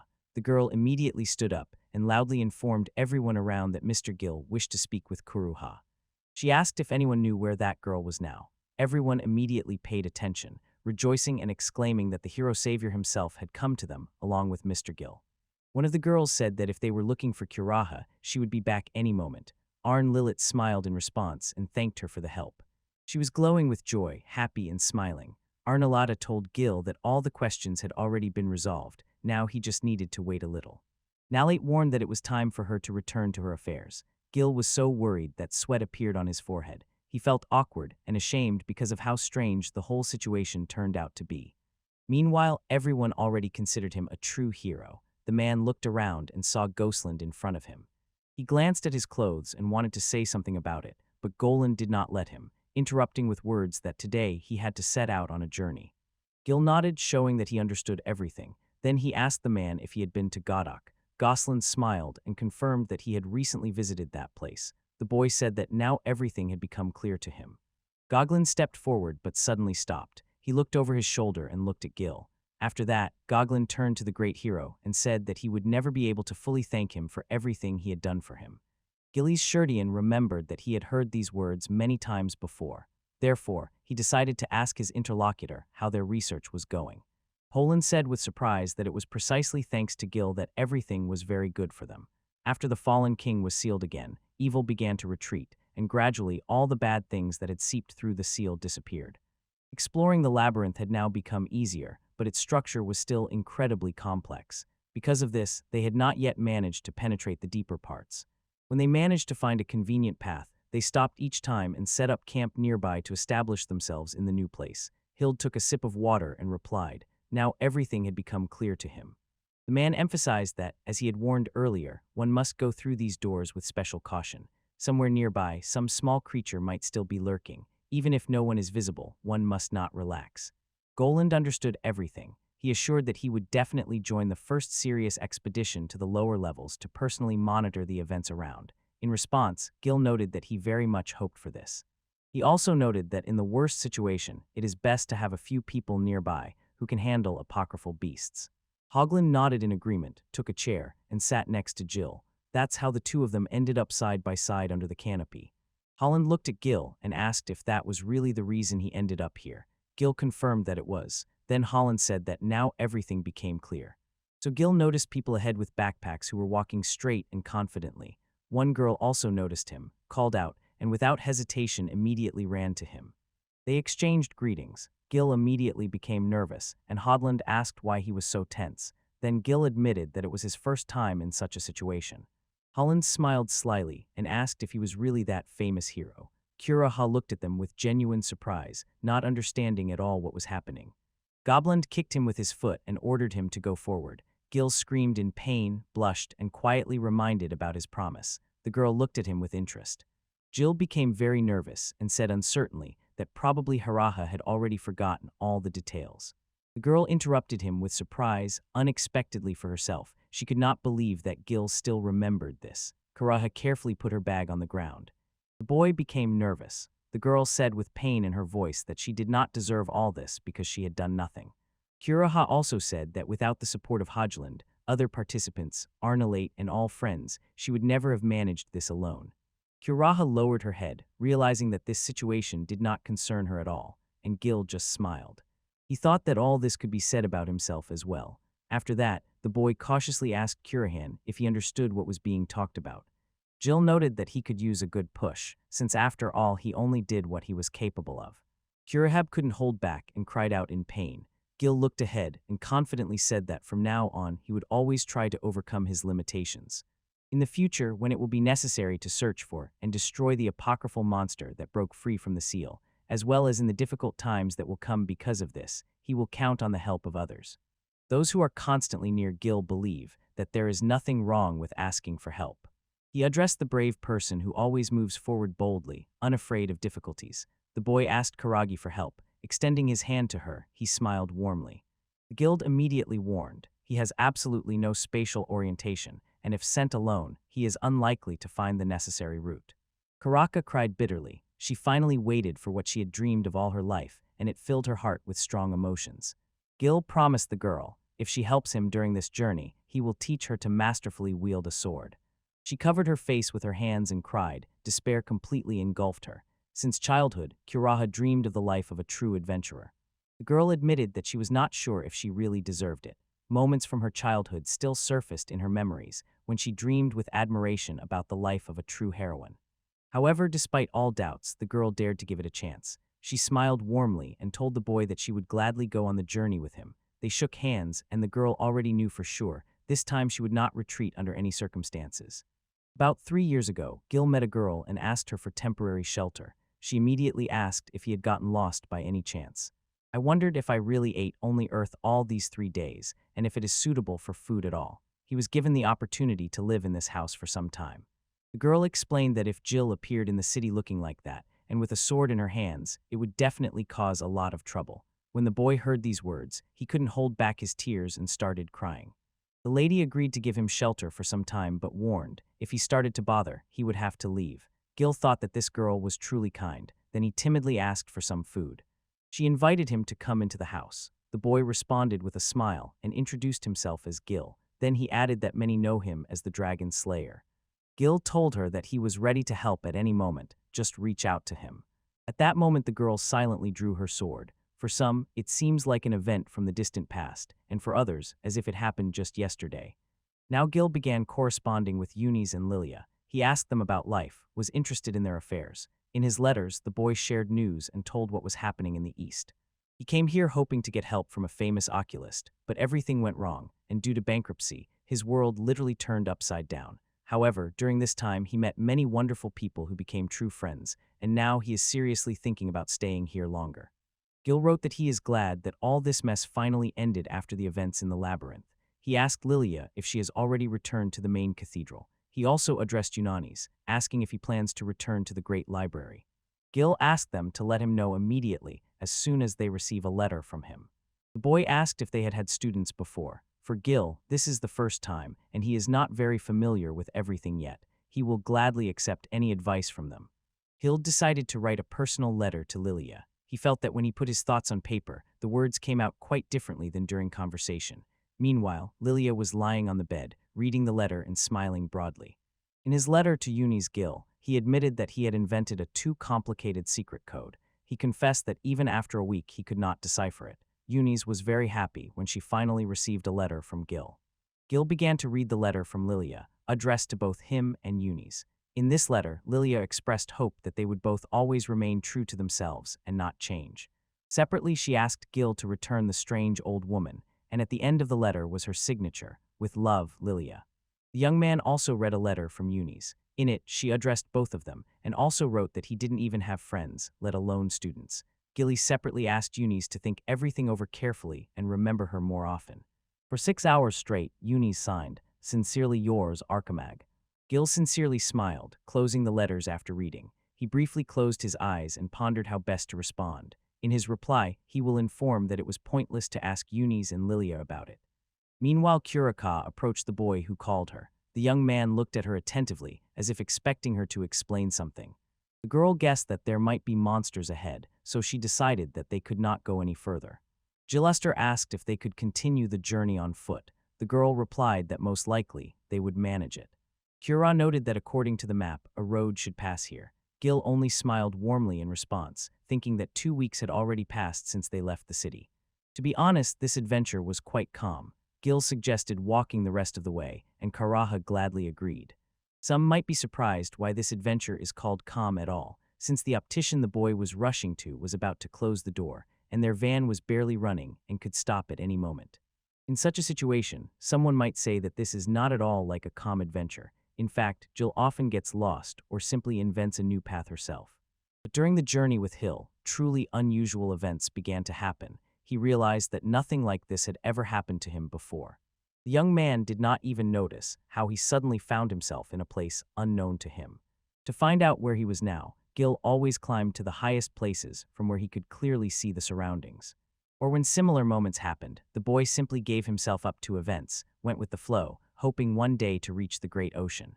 Jill remembered how once he mysteriously ended up buried underground. He decided for himself, now such a thing would never happen to him again. Gil did not even in his wildest dreams think that he could travel to several places at once and remain calm, without worrying about anything. He closed his eyes and thought for a moment. At that time, Kureka came closer and shyly took him by the edge of his jacket. The boy immediately looked back at the girl. The girl suddenly stopped him, loudly declaring that there was no need to go where Jill was calling. The young man was surprised and looked at her with wide-open eyes. He smiled and explained that he was just looking around. Jill noticed that the flowers had not yet bloomed this year. The girl agreed with him. Kareka noticed that when she remembered this, it seemed to her that the trees should already be covered with leaves. Gil asked the girl if she was good at plants. She smiled and said that she could hardly say that confidently. Kareka explained that she had just learned this from a reference book. The man looked at her attentively and nodded, as if to say, everything is clear. At that moment, Gil noticed that they were behaving like teacher and student. Gil recalled that Kareka had never let him down. The girl asked him what he had taught her 3 days ago. Then he clarified what exactly was meant. She took a stance and asked if she was holding the sword hilt correctly. Gil explained that it mostly depends on the situation.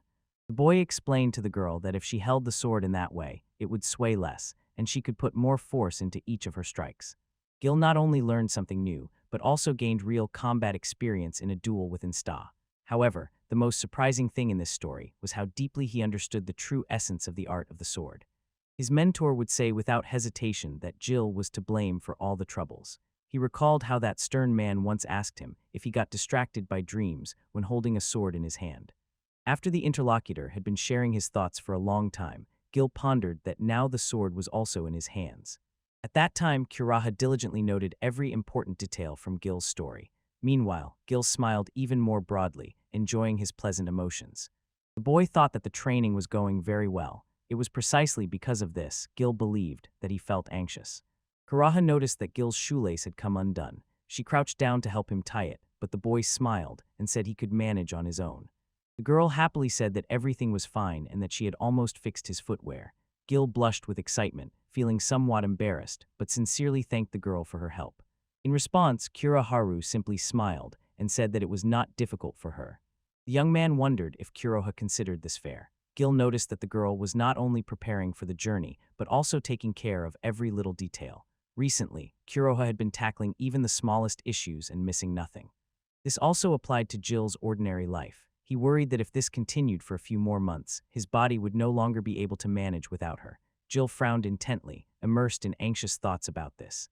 Gil could always count on Kirkara's support on this journey, and in return, he shared his fencing knowledge with her. The girl once asked if he was feeling hot or sweaty. Then the boy decided that there should be equality between them. Gil understood well that after the corn incident, Kuraha felt indebted to him. Now the advantage was on his side, and Gil was not happy about it because it seemed wrong to him. Gil plunged into his thoughts, trying to find a way to help this girl. He was so deep in thought that he did not notice how suddenly an idea struck him. It appeared unexpectedly, like a flash of lightning in the night.